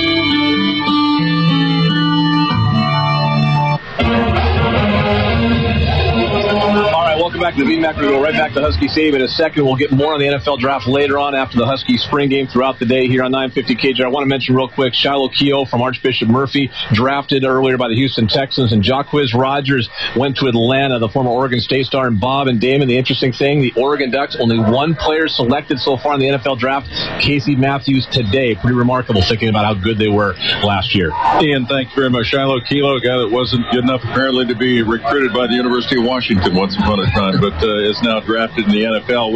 We shortened the halftime, and we're underway in the second half. Here's the first scrimmage play of the period. The Dogs with the football from their own 30-yard line. Montana with a handoff to Fogerson, and Jory carries for 5 to the 35-yard line. You know, it's a spring game when the halftime's supposed to be 10 minutes, and then suddenly goes to 6. So thanks to Ian for bearing with us on that situation. Second down and 5 for the Dogs. This is the number 2 offense. Nick Montana and company working against the number 1 D. Against the number 1 D. This will be interesting here. Handoff Fogerson left side, and Jory just keeps churning on. First down to the 41-yard line. He has been a story here today. Jory Fogerson trying to reassert his presence on this Husky football team. He had a little run-in with the law earlier on that is yet to be adjudicated, but has had a good spring and is having a very good spring game. Fogerson, the leading ball carrier in the ball game with over 50 yards so far. Chris Polk only 22 yards rushing against this first-team defense. So, yeah, absolutely. Jory coming out here, shedding some tackles, showing a little speed, and having some nice runs. He's over 60 yards, as a matter of fact. Here's Montana on first down and 10, rolling to the near side right, throwing to the boundary, and a nice defensive play. Trufant cutting in front of Bruns at the 45-yard line of the Husky team, and that pass is incomplete. Desmond Trufant had a good freshman year. I think maybe regressed a little bit at times last year as a sophomore, but has had a good spring, and he is a mainstay. He's going to be a all-league type guy, I think, before he's through here. No, he will, and only 1 interception last year, a couple of pass interference calls, but he's had a nice spring right there, breaking up the comeback on the sideline. He looks back to form. Here's Montana with a handoff to Fogerson, and this time Jory nowhere to go on second and 10 from his own 41-yard line. Sione Patoye jamming up that play, and Tim Tucker, the linebacker from Narbonne High School in Harbor City, California, with the tackle. And it is third down and 10 for Montana and company as we are 2.5 minutes into this third quarter in a 7-7 tie in the spring game. Nick and his mates, third down and 10 at their own 41-yard line. They go left to right as we look at it. Farhash on the left side. And Montana going to hand off Fogerson. Big hole through the middle and dives near midfield. Going to be short of a first down by a couple. Again, Tim Tucker on the tackle. A Tim Tucker tackle. You got to like that. Well, interesting call there on third and long, running the football with Jory, but that defense doing a nice job all day in third and long situations. A lot of zone defense, keeping everything in front of them, gang tackling. The defense is right where it left off in that Holiday Bowl. And in that first half, we saw the ones against the ones. Here we saw the number 2 offense against the number 1 defense. And it is fourth down and 2, punting situation. Mahan, end over end boot. And charging up is Parker, bobbles the ball and now covers it. He goes to the deck at about the 24-yard line of the Husky team. Sean Parker. Big chance to be a starting safety this year with Nate Williams moving on, and it'd be nice to see Nate get his name called before draft day is done here today. I'm not sure that's going to happen, but boy, what a war daddy he was for this Husky football team. Nate Williams, the safety, and Sean Parker, a candidate to replace him in that Husky secondary for the season ahead. 1st and 10 for the number 1 offense. Keith Price and company working from their own 24-yard line, working against the number 2 defense. Here's Callier. Straight ahead handoff, his best carry of the day, 11 yards out to the 35-yard line. Sophomore to be Jesse Callier with a quick burst up the middle. Well blocked in front. And Jesse was hampered by an injury, a little ankle sprain, I believe, earlier in spring ball here. Obviously, he's done with that, put him behind it, and you can see the speed and explosiveness that he brings to this offense as your scat back, as your running back. He can run between the tackles, catch the ball out of the backfield. He can throw it a little bit. Just an incredible, diverse player. From the 35-yard line, 1st and 10, Price under center, little toss. Callier running left, makes his cut, going to be pushed out of bounds short of the 40-yard line, put him at the 38-yard line. Greg Walker, the safety out of Bellflower, California. He'll be a junior next season, 2-year letterman on the defensive play. And a gain of a short 3, 2nd down, about 7 coming for this Husky team, the number 1 offensive unit working right now against the number 2 defense. And we see some trading off going on. Micah Hatchie, for example, redshirt freshman offensive tackle out of Hawaii, is playing the left tackle spot now for this number 1 offense. Yeah, I think you're going to see a lot of guys mixing in and out. There are only 9 available offensive linemen today. Saneo Clemente, Ben Riva, Nick Wood, all nicked up. Actually, this is a good part, the number 2 offense, with some number 1 pieces added to it, including the quarterback Price handing off to Callier, running off left guard to the 40-yard line. Lost his helmet as he went down. Short gain here, 3rd down and 5 coming. And this is where it gets interesting to try to determine which team really has the ball. Is this the Husky team or the Dog team again? All the offensive guys are in purple. The defensive guys are all in white. But depending on the substitutions, a number 1 unit can look a lot like a number 2 and so on and so forth. So perhaps powers greater than ours will be needed to determine who exactly is scoring, if they do indeed. And here's Price throwing to Hudson, and big Evan Hudson makes the catch right at the 1st down marker, flaring out to his right to the far side at the 45-yard line, holds on despite taking a pretty good pop, and they will move the chains. That is a gain of 5 on 3rd down and 5. Evan Hudson, interesting story. Walk-on as a football player, walk-on as a baseball player as well. He's a pitcher on the Husky baseball team when he's not busy with football. Yeah, outstanding athlete from Bothell. You're talking to Coach Nussmeier earlier this spring, talking about the best group of freshman tight end he's ever seen, between Hudson, Hartenson, Sierra Jenkins. I mean, these kids, they are loaded. They are right back to the days of Bruner, Conwell, Aaron Pierce at that position. Here's a handoff to Callier. Tries to go straight ahead and then bend it out to his left. Ankle tackle down by Justin Glenn, the safety, after a gain of 2 to the 47-yard line, his own 47. So 2nd down and 8 coming there for the Husky team, tied right now. And they're saying, actually, this is the Dog team with the football, if we're to believe the scoreboard. So I guess this is the number 2 offense against the number 2 defense with the number 1 quarterback. Oh, I'm not supposed to say that, am I? It's an open competition, but Keith Price with a handoff here, and Callier burrows his way across midfield to the 49-yard line. And again, this can get fairly confusing as to which team really has the ball. Again, the scoreboard is telling us this is the Dogs, who are tied with the Huskies at 7 apiece. I think what you like to see, and what we've seen so far for the better half of this football game, is not a lot of turnovers, not a lot of penalties. Guys seem to be in the right place at the right time. The quarterbacks are accurate. They're not forcing the issue. And all in all, Steve Sarkisian has to be pretty pleased the way the day's gone.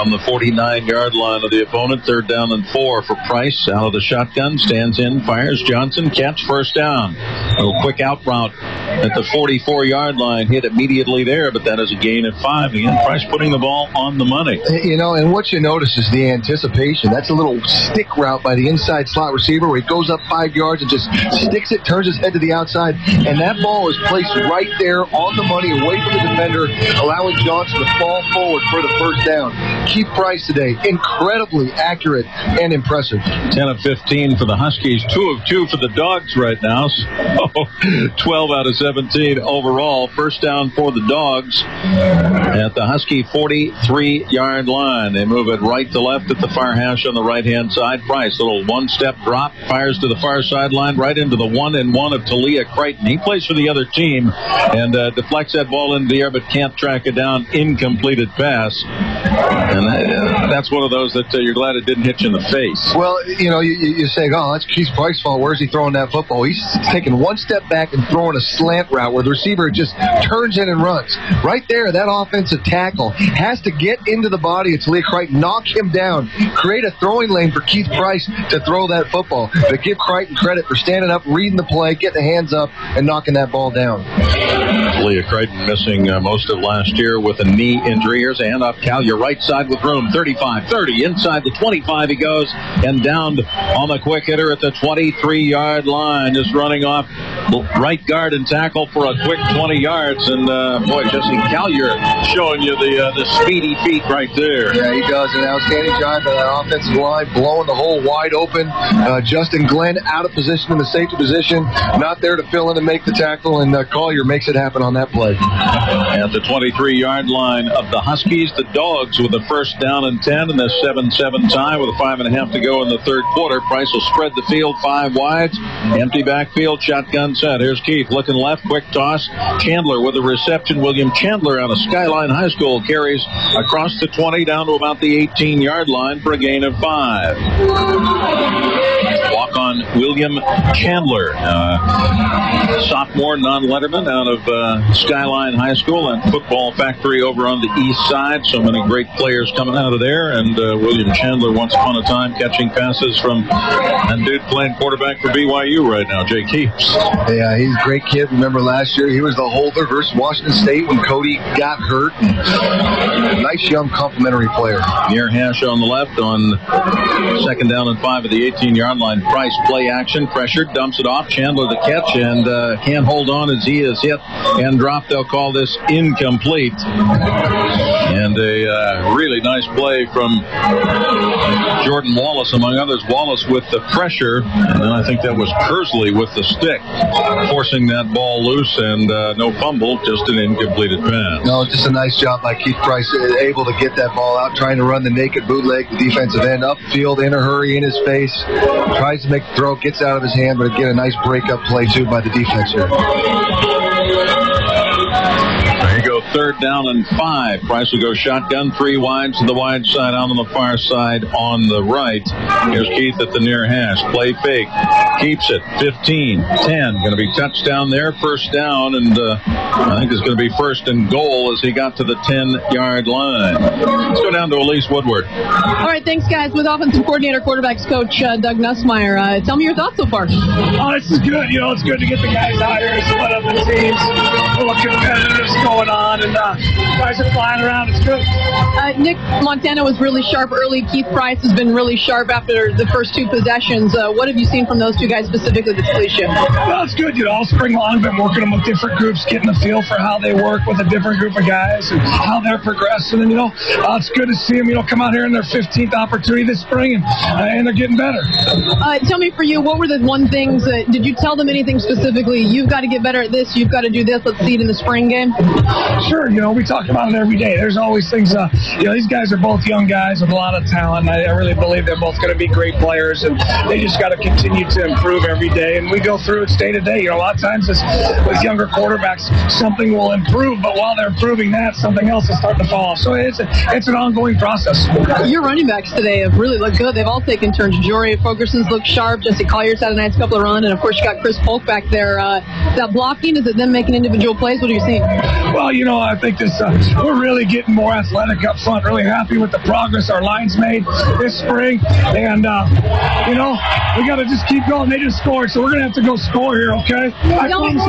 We're going to throw a stunner post here on this next series for a touchdown. Tell me about that play right there. What did you see? A touchdown throw from Keith Price. They ran what we call 824. They ran 825 there to the field. It's a fullback in the flat, a little corner by the wide out. He ran a corner and got in behind the defensive back. It's a nice throw by Keith. All right. Thanks for your time. man, Coach. Appreciate it. You got it. Guys, back up to you. And that wideout was DeAndre Campbell, the redshirt freshman out of Oakland, California, with the touchdown reception from Keith Price. And that is a score for the Dogs, who lead 13-7. Here's Eric Gutorp on for the point after touchdown. Nice drive right there for Price and company. And the kick is up, and it is good. 2:30 to go, third quarter, now 14-7. Dogs lead the Huskies. We'll take a quick break from the spring game here on Sports Radio 950 KJR Seattle. An engagement ring really is a symbol of love, the future, of happily ever after. And when you find the perfect ring, the ring that is distinctly you, you'll know. Well, at Fred Meyer Jewelers, our jewelry professionals understand. They know you're looking for the best, most beautiful ring for your money. That's why they're happy to answer all your questions and show you ring after ring, including exclusive designs you'll only find here.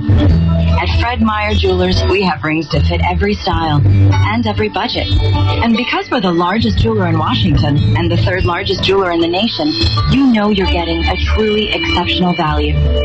So come in today and find the perfect ring, your ring, at Fred Meyer Jewelers, the Diamond Bridal Store. For all those special times. Shop our beautiful diamond engagement rings online at FredMeyerJewelers.com. 14-7, the Dogs leading the Huskies here in the spring game. That was a 76-yard, 14-play, better than 9-minute scoring drive. Of course, it helps when the clock's running. That tends to produce some long time of possession drives. But the Dogs leading the Huskies 14-7. Gutorp kicking off. Here's Collier, who was running for the other guys a moment ago. Carries out to the 30, 35, and touched at the 35 or 6-yard line. But where are they going to spot him down? Maybe back at the 30. Well, if I would have any concerns with the special team today, it sure seemed like the kicks are coming up a little shorter than you'd like. Don't see a whole lot of movement on the goalpost with the flags, and kicking that ball, landing at the 12-yard, 15-yard line, returning it out to the 30 before you're touched. Obviously, that was problematic last year for this Husky football team, and you got to believe something this fall they're certainly going to address before the season starts. All right, here's Nick Montana getting a chance to work with the number one offensive line. And as he breaks out of the huddle, they have to call a quick timeout, maybe a personnel issue or some such here with 2:18 to go in this third quarter. And the Dogs leading the Huskies 14-7. And that is something right there that is going to bother Coach Sarkisian. You can't get lined up right, guy. Play called. Something's wrong. You can see him getting after Nick, getting after the running back who left to the sideline. Couldn't tell who that was. But I think he's going to bother Coach today. It's going to be messing up in formations and alignments. Well, they had to get Jory Fogerson into play running back for him as he changes sides. Here's Montana play fake to him. Nick rolling to the near side. Chase throws on the run up the boundary and threw it out of bounds. Elise Woodward, who's that with you down there right now? Well, it's our guy Lorenzo Romar down here. Man, you are every sport I see it, baseball, softball, you're out here at the spring game. I mean, you're the true dog. What are you talking about today? I'm enjoying it. This is quite a battle here. Nice play, nice throw by Mr. Price down there. Both teams look good. It is the spring, and they're not letting us see everything. Is that how it is? It's a little vanilla. I've kind of figured it out. I think that's how it is. Tell me, as a basketball coach, you run into all these football players in the weight room and working out, and you've seen the guys that are working hard. Anybody that you notice that is just always around the facility working hard? Well, they're there a lot of times when we're in the weight room and you see them going in there, they're working hard. But the freshman, Mr. Jenkins, he is on another level with his level of intensity. He is a no-nonsense guy.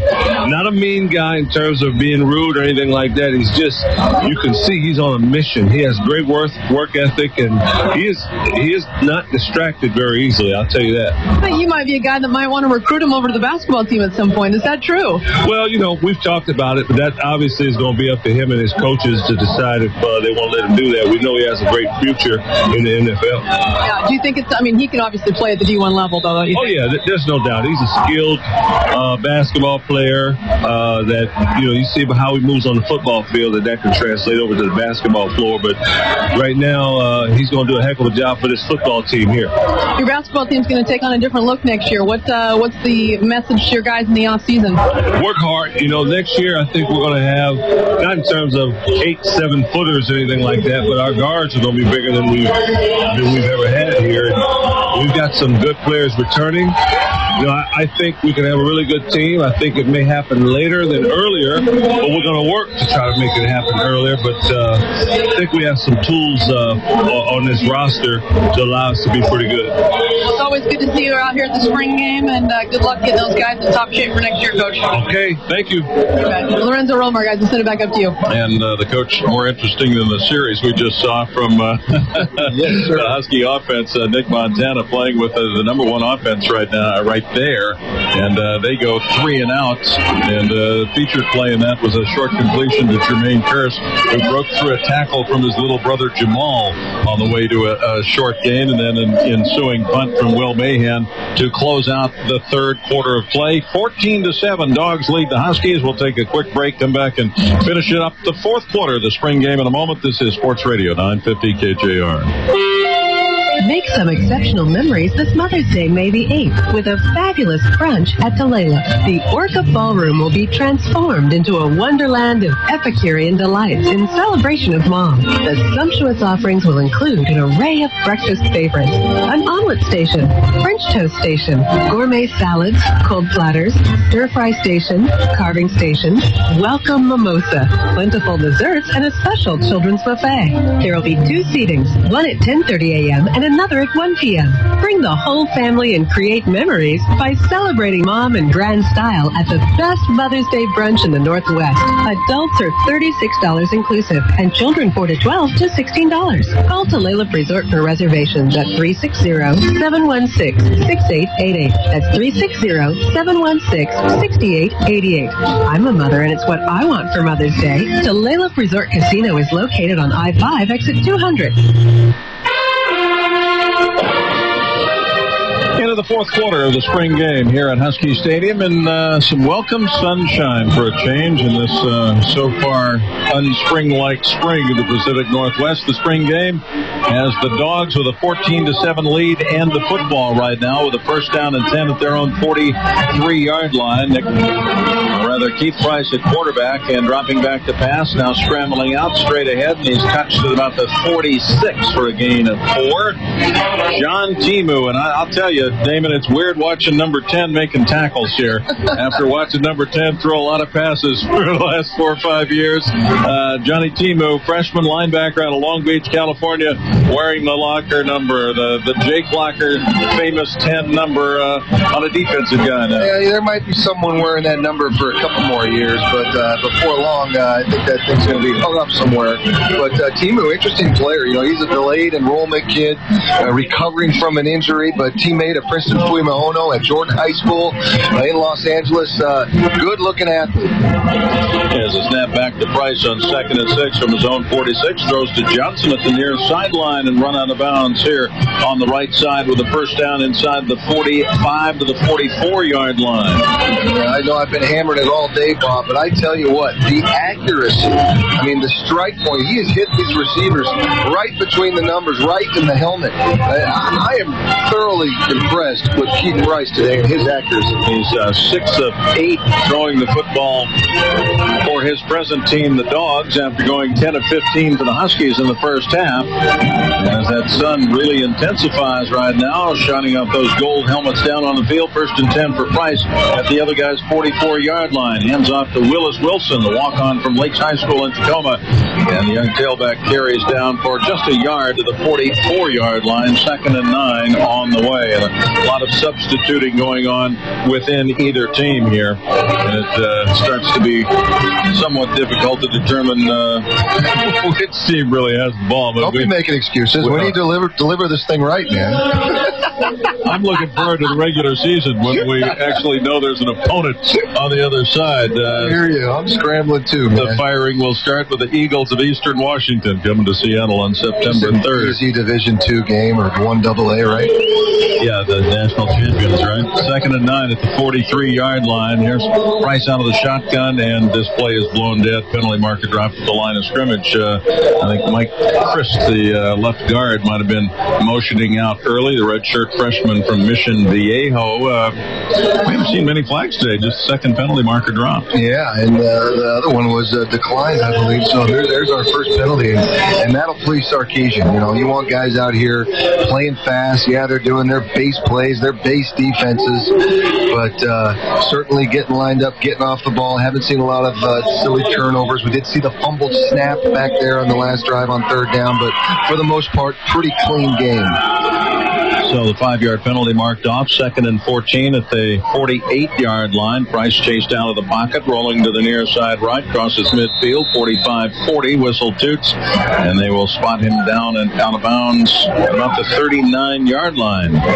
So a quick gallop for 9 yards from Keith Price, and he will be left with a 3rd down and about 5 at the 39-yard line. The Dogs with a 14-7 lead and the football leading the Huskies and working at the Husky 39, 3rd and 5. And as impressive as his accuracy has been, his pocket awareness has been really good too. And I think we noticed that in the Oregon game last year, his ability to move around the pocket when it's not there, when to tuck it and run, and he's done a really nice job of that again today. An I formation right now on 3rd and 5 from the 39. Hand off to Wilson. Good hole, right side, carries for a first down. 178-pound tailback out of Lakes High School, running bigger than that, down to the 29-yard line for a pickup of 10 and a first down for the Dogs, who will threaten to expand their lead. In the meantime, we have a player down on the field. Our first injury situation of concern. Don't see the number right now.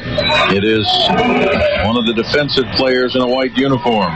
This looks like a leg injury of some sort. And again, we are shielded from the number, so tough to say who this is. But always a situation where you try to get through the spring game without any appreciable injury, and things have halted here for a moment while they tend to the fallen player. And this is the last thing you want to see is guys nicked up, especially here in the 4th quarter, 10 minutes to go. God, I can certainly remember one of the worst spring game injuries. My good friend Mark Burnell blew his knee out in this game this time of year.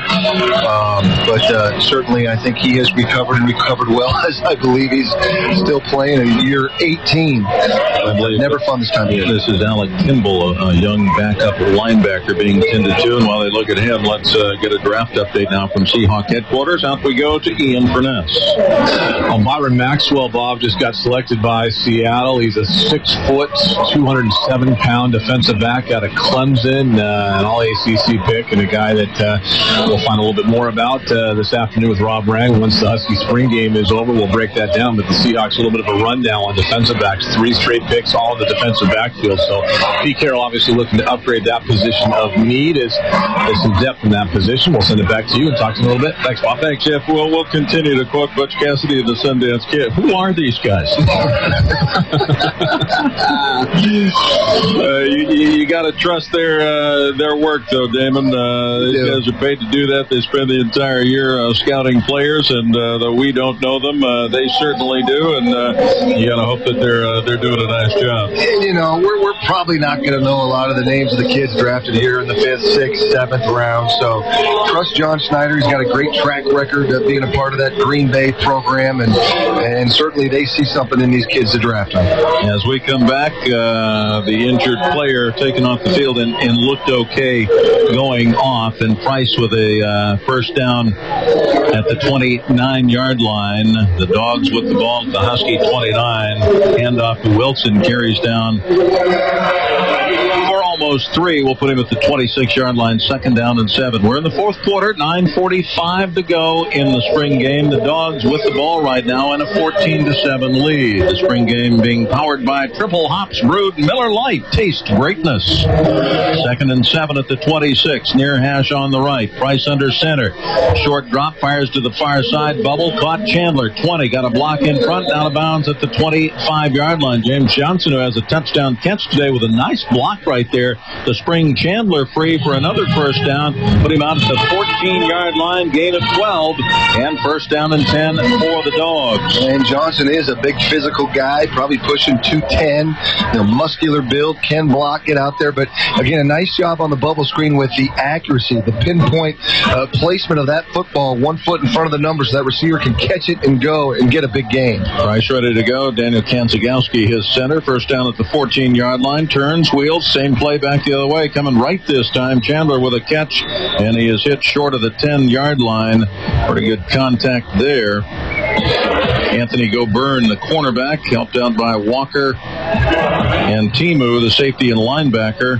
Gain only to the 11-yard line, pickup of 3. Came right back with the same play. Yeah, that's what they call a smoke play. And whether that play's called in the huddle or not, it probably isn't. Keith Price just kind of a little nod, a little wink, a little something to that receiver to, hey, you're all alone on an island. I'm going to pop up and get you the football right now. And he did that on that play.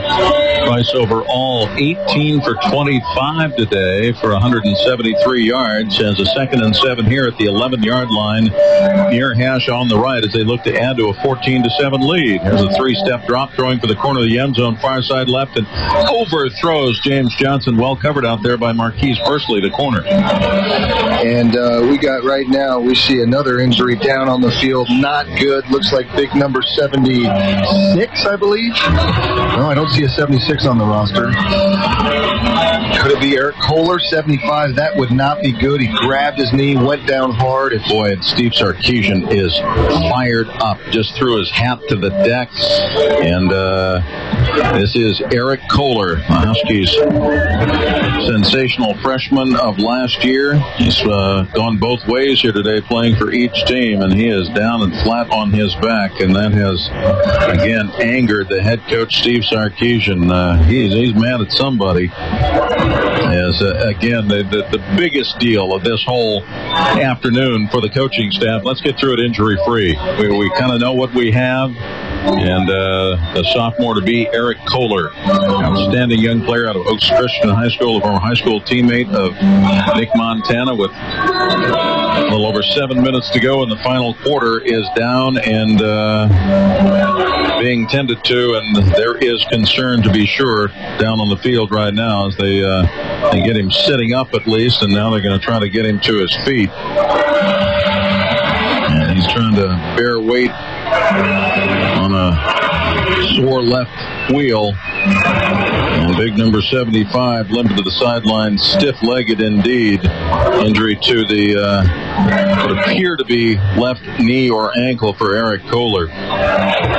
Not a guy you want to lose. No, and if I was a betting man and we see another offensive lineman go down, he might just call this game, because with 7 minutes to go in a meaningless game at this point, it's the last thing you want to see. And only 9 healthy offensive linemen to begin the day, hence the need. You need 5 aside, so somebody has to double up as Wilson carries on 3rd down and about 6, got maybe a yard. So 4th down and 5 now for the Dogs, playing against the Huskies and working at the 9-yard line. We'll get our first field goal attempt of the day. Gutorp out of Chandler's hold. And this will come from about the 16 or 17-yard line, thus 26 or 7 yards. Angle right. Gutorp's kick is up, and he whistles this one through. First field goal of the day makes it 17-7 now in favor of the Dogs. It's kind of fun, these players are working hard, playing on different teams. Watching a couple of these kids run around with these yellow jerseys that they're running in there on the kick, on the field goal, now on the kickoff team. These kids are working hard, trying to get guys divided up and different colors on them for the thud moment, and a lot of fun today for sure. Husky football trainer Rob Scheidegger examining Kohler down here on the near sideline, looking at the left knee. They're taking the brace off right now and a pinpoint where whatever damage done might be located. I'm not going to speculate at all. It is beyond to say it is an injury to the left knee to a guy who's going to be a starter for the Huskies next fall and a mainstay to be. And this is, again, an elite level player in Eric Kohler. Not that you want to get anybody hurt in this ball game, but least of all, a guy as prominent in your plans as this one. 17-7, 26 yards officially on the field goal from Gutorp. Let's go down to the Husky sideline as Elise Woodward stands by with talking about a mainstay. How about Court Dennison? How mainstay is he? Absolutely. Court, tell me what you've seen so far. Defense really came out, played well early in this one. Yeah, we came out here trying to prove a point and make a statement. We know spring ball games are all about offense, score points, but we wanted to do our thing and try and help them hold them to at least what's possible. I think we've done a good job so far. Congratulations on being named a captain. It's such an honor. What does it mean to you? It's just I put in a lot of hard work, and it's just it's my job now to lead these guys to a good season, and I take complete leadership in what I do on the field, and it feels good because I earn the respect from my teammates. That's the ultimate goal you can get. So I'm really appreciative of everything that's going on. I know the coaches aren't going to tell me the truth on this, but you will. The defense is dominated during this spring at times, Taz, and you got to take a lot of pride in that. You guys really played well with your big defensive line. You guys backing them up. Yeah, we take pride in our defense. We left off the season on a great note, and with the Nebraska win, we just want to keep things going. I think we're doing a good job so far, and I'm really excited for the fall. Tell me about the starting quarterback battle. You face them every day. What do you think about that?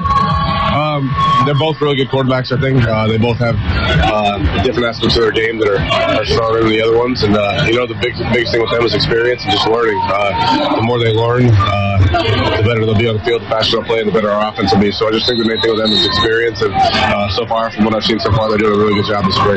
Well, so far, so good for the defense. Congratulations, Court.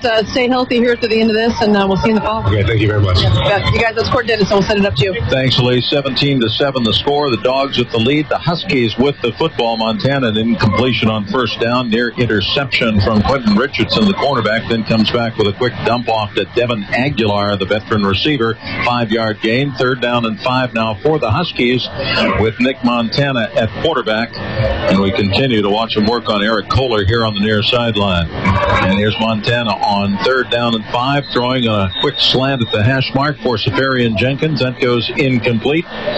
Pretty good defensive play made by the Dog defense, and it is 4th down here at Gilliland, and Tim Tucker on the play for and that's that guys. White Y stick route we saw Keith Price throw with such great anticipation and accuracy right there. Nick Montana a little late on the throw, came out a little wobbly, a little bit behind him, and that's why the conversion was not made. So 4th down and 5, and here is Will Mahan punting the football, spiraling boot to about the 30-yard line. Parker on the return. I believe that's Sean Parker, and it is, and he is pushed out of bounds here on the near side. Always a subjective matter where they're going to whistle him down. They're going to say at the 43-yard line, 4:37 to go. And again, my attention keeps diverting here to the near sideline where they continue to work on the fallen lineman Eric Kohler as they're doing flexibility tests on that left knee. They've got the cart standing by if need be to take him to the locker room, but he's obviously in some pain down here and an injury of concern from the spring game. It is. I mean, an injury like this to one of your starting offensive linemen, it'll overshadow everything. There's Price throwing that bubble out to the far side. Chandler again with another reception, takes it in, crosses the 45, zone 45 out to the 48-yard line. And let's go down to Elise with one of the Husky coaches. Yeah, with Nick Holt here, defensive coordinator. What have you seen so far? Looks like the defense has made some really good plays. Well, in the spring game, that usually happens. Kind of limited offensively, don't want to show too much, and defensively, it kind of caters to just playing good football. And guys are playing harder. What's cool about it is a beautiful professional day. A lot of people out here in our tackling. Guys are getting after it and having fun. Tell me about that linebacker battle. Mason Foster getting drafted yesterday. I guess I want to get your thoughts on that. That's a huge boost for him and for this program. It's always nice to see a guy have success. It's great for Mason. Obviously for Jake, it's big time. First guy taken in the Pac-10 or now the Pac-12, and it was Jake Locker, a Husky. So that was awesome. And then Mason went in the third round. Nothing too shabby about that. He'll be an ultimate, awesome professional linebacker. And Tampa Bay's a good organization. They're a young club. They're getting a lot better. They have a great coaching staff. And Mason will have a fun time down there. He and Victor Iowa depart from that linebacker crew. What have you seen from these young guys trying to make up for them, and how big was today? It's good because a lot of these young guys are getting every reps. Like Johnny Timu, number 10. He showed some good stuff. He's flashing. Oh, my golly. So it's been good for the linebackers. Jamal Curse has played a lot, and Garrett Gillian. So it's been really good for these young linebackers today because they're getting a lot of reps. They're getting better. Have you found any starters yet? That's a good question. It's really up in the air. Appreciate your time, Coach. You got it. Hey, go Dogs. That's Nick Cole, guys. Send it up to you. And, he's a defensive coach, and the oh, my gosh, by golly right there was on a long post pass, completed 37 yards from Price to William Chandler down the middle. And we have a first down and 10 for the Dogs, who already lead 17-7, working at the 12-yard line of the Huskies with 2.5 minutes to go. Here's Price, the left hash mark, comes under center, throwing for the end zone. Johnson trying to come back and might have been interfered with. Let's see what the call is here. As Goburn was the cornerback on the play, had coverage on James Johnson, already has a touchdown catch today. This may be an interference call. It is against the defense, and this is going to bring up a first down and goal for the Huskies, or for the Dogs rather, who already have a 10-point lead at 17-7. Well, there's the seam route. Nice job. Keith Price finding the one-on-one matchup, delivers a nice back shoulder throw, gives James a chance to make the play, but also draws the interference, gives the Huskies a first and goal inside the 5. They'll put the ball at the 2-yard line. Far hash on the left as they go left to right, trying to expand a 10-point lead. Keith Price's team has done well today. It's under center. He's played for both of them and has had a pretty productive day. Takes a snap, going to throw for it. Corner route, ball caught, touchdown. It is Johnson again, second of the day. The quick out to the left sideline in the end zone, and a touchdown for the Dogs. And James Johnson asserting himself here in the spring game. Second touchdown catch for him.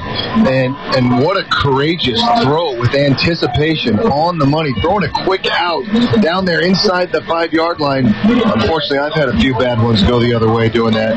He threw that thing on a line, on the money, way before James was out of his break. Touchdown, Dogs. And a walk-on cornerback, Ken Egu, or safety rather, trying to cover him, and Johnson winning that battle. Point after from Guthorpe is good. 24-7 with 2:10 remaining. The Dogs in front of the Huskies here in the sunshine in Seattle.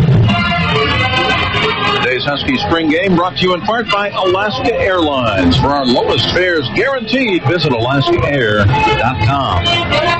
Ron Rondo, Damon Heward, and Elise Woodward with you from the stadium. That next season will be the final year for Husky Stadium as we know it before the wrecking ball comes in. In fact, that will happen prior to the end of the season. The Apple Cup again going to be played at Quest Field. Give them a head start on the construction project. The Huskies will play at Quest for the following season and then come back to the brand new Husky Stadium a year later. And how fun that is going to be, Bob. That's kind of the big project. I'm a part of that thing right now, and I can't tell you how excited people get when they see the drawings of this new thing.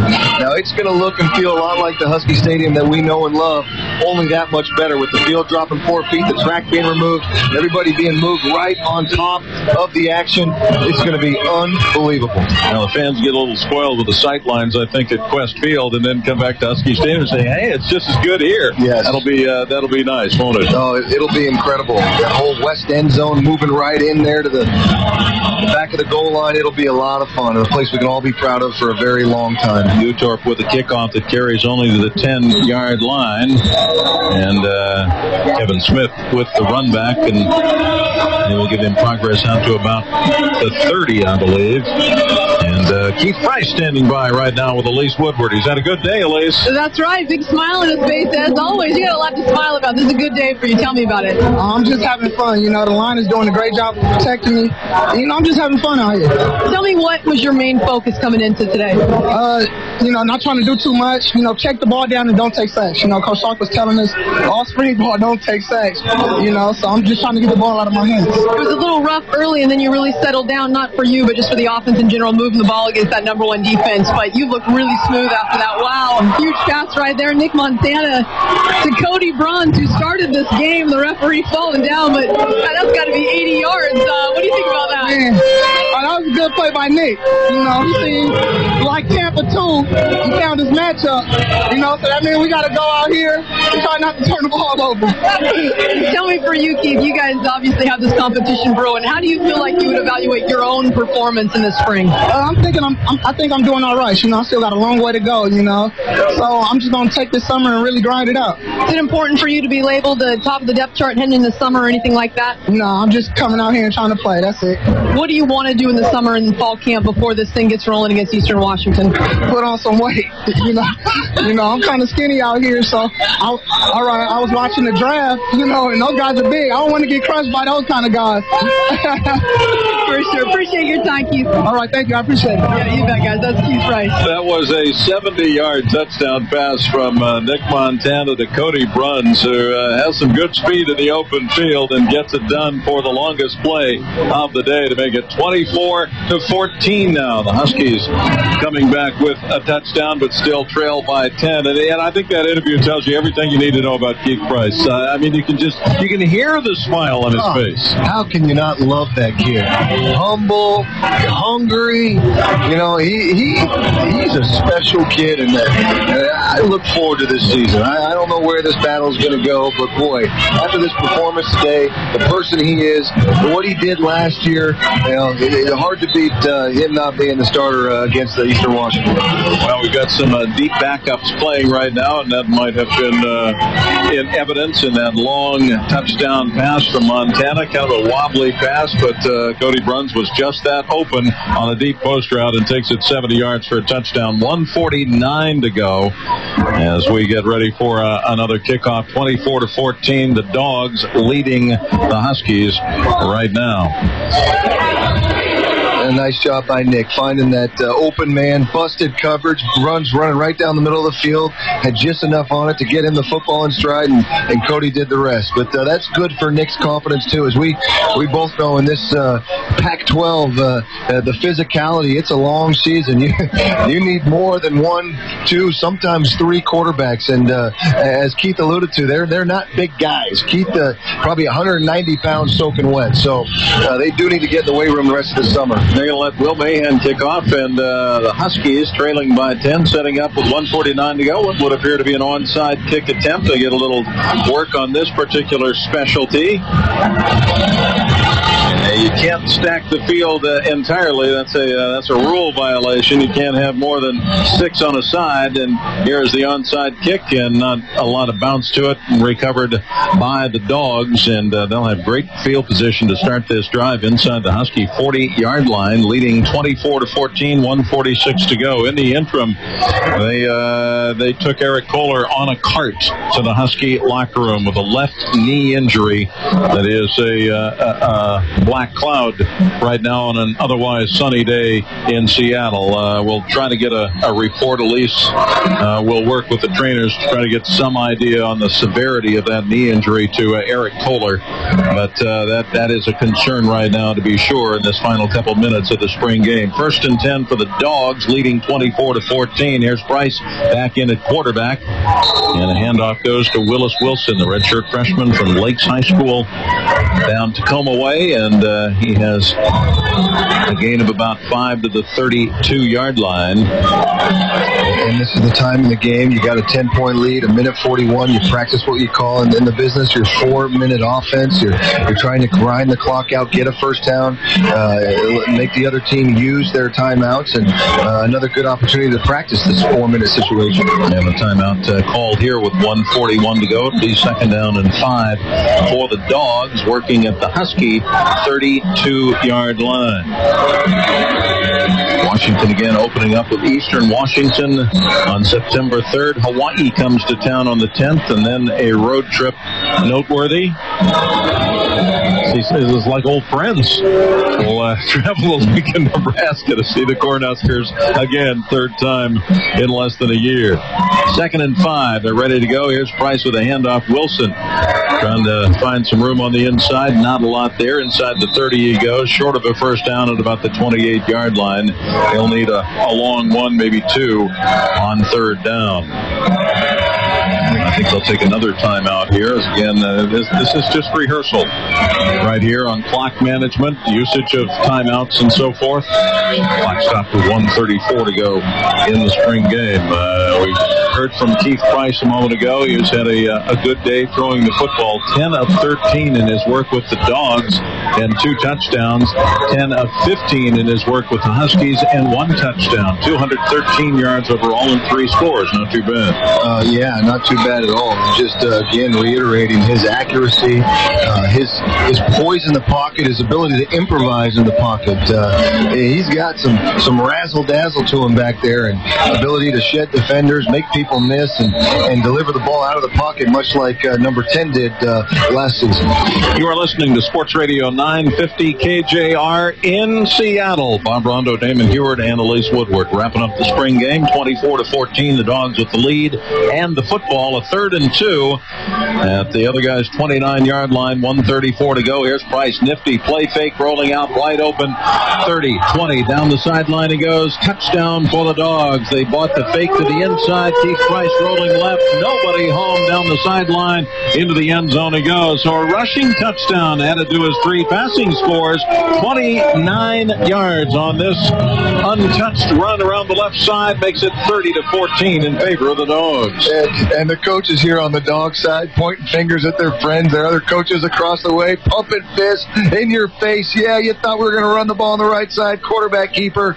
This is a lot of fun for these assistant coaches, too, to go at each other. And Keith Price is not slow. No. Shades of Steve Bono with the fake there. That's got to be some sort of inside joke right there. A Steve Bono reference, for heaven's sakes. Dig it deep as the point after touchdown is good. Makes it 31-14. The Dogs leading the Huskies with 1:25 to go. Short drive, remember, following an aborted onside kick attempt. Oh, that's fun. 31 points put up on the board. 4 of those touchdowns engineered. Keith Price. And where do you say the Derby goes from here? I don't know, but things are pretty clear here after this effort this afternoon. Well, let's go down to a guy who's going to do a lot of ball carrying in the fall ahead. He sure has done it the last couple of years. Chris Polk standing by with Elise Woodward. All right, thanks, guys. Chris, this team is kind of yours now. You're going to be the main focus next year. Tell me about the spring for you and what you thought of these 15 practices. The spring for me has been going real good. You know, these 15 practices, we really had to establish ourselves. I didn't think we're trying to get back that 1-2 punch that we had with the passing game and running game with Jake. So, like, we're just basically, like, we're going to see which quarterback we're going to go with, but they're both doing something good. So I know Coach is going to have a real tough time deciding. Is this year different for you mentally, knowing that it is kind of your team and it's in your hands and a lot of the focus of the offense will be you now? No, it's not different because I'm going to approach coming to every season, we're trying to improve on next year, and that's exactly what I'm trying to do. I'm going to come out day and day, give 100% effort, and make the people around me better, and they're going to make me better. So it's a give and take. So, you just got to come in and approach, and they'll live up to the hype. Just do it for you. I know before this, I talked to you right when spring drill started, and you talked about the fact you dropped a little bit of weight. You feel faster. You looked faster. Tell me just about your game and how you might be just different physically. Different. I'm a lot lighter, so it makes me more elusive, but I still got the same strength. So when it comes down to, I'm still gonna get those extra yards, keep my legs moving, but I think it's gonna be tough for opponents to catch me. Tell me about the spring game. What'd you think? The spring game, I like that. It's way better than last year. It's actually not raining, so the weather's nice. I would have liked for our team to win, but you never know what's going on. But all in all, I'm having a good day. Wait, tell me for you now, heading into the off season, a couple of months, it'll be the real thing here when training camp gets started for you guys, fall drills. But until then, what will you be doing? What will people be seeing from Chris Polk in the off season? I'm just gonna work hard, come out here every day, and you're gonna see someone's trying to be the best to ever do it, and I'm trying to perfect my craft. Appreciate your time. Good job today, and we'll see you in the fall. Thank you. You bet, you guys. That's Chris Polk. Send it back to you. And during the conversation, the spring game has come to a close. Montana had a 29-yard scramble followed by an incompleted pass. Steve Sarkisian has seen enough. Game over, according to the Husky head coach. The Dogs defeating the Huskies here 31-14. A good ball game, Bob. I think for the most part, pretty clean. One turnover, a couple penalties, but kids came out here. They competed. I think they got better. I think both sides of the ball. That number one defensive line was very, very impressive. I think Keith Price lived up to the billing, the camp that he's had thus far, and certainly distinguished himself this afternoon. All right, we'll take a break, come back, and wrap things up from Husky Stadium. Spring game in the books for 2011, 31-14. The Dogs defeating the Huskies here at Husky Stadium. Back after this. If you've been waiting on a new Toyota for the best deals to get better, the wait is over. Toyota Spring Sales Drive is on with the biggest savings on the most fuel-efficient lineup, like Camry at an EPA-estimated 33 mpg highway. Now, get 0% APR financing for 60 months on the new 2011 Camry, plus $500 bonus cash through Toyota Financial Services. That's 0 for 60 with $1,667 per $1,000 borrowed, plus $500 bonus cash. Excludes hybrid. Subject to approved credit through TFS. And now, every new Toyota comes with Toyota Care, featuring a complimentary maintenance plan with roadside assistance. Get details at buyatoyota.com, including mobile. Don't wait. Toyota Spring Sales Drive ends May 2nd. See one of your 19 Western Washington Toyota dealers now. Toyota, moving forward.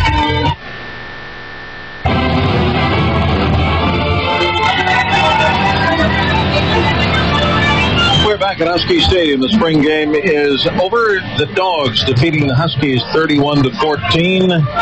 And let's go down to Elise and get the thoughts of head coach Steve Sarkisian. All right, thanks, guys. I know that the number one goal is to get through here injury-free. Eric Kohler suffered the knee injury. Sounds like it's just an MCL sprain, but that's got to be a huge relief. He looked in a lot of pain. Yeah, big sigh of relief, I think, probably by me more than anybody, but he'll be fine. He'll be back.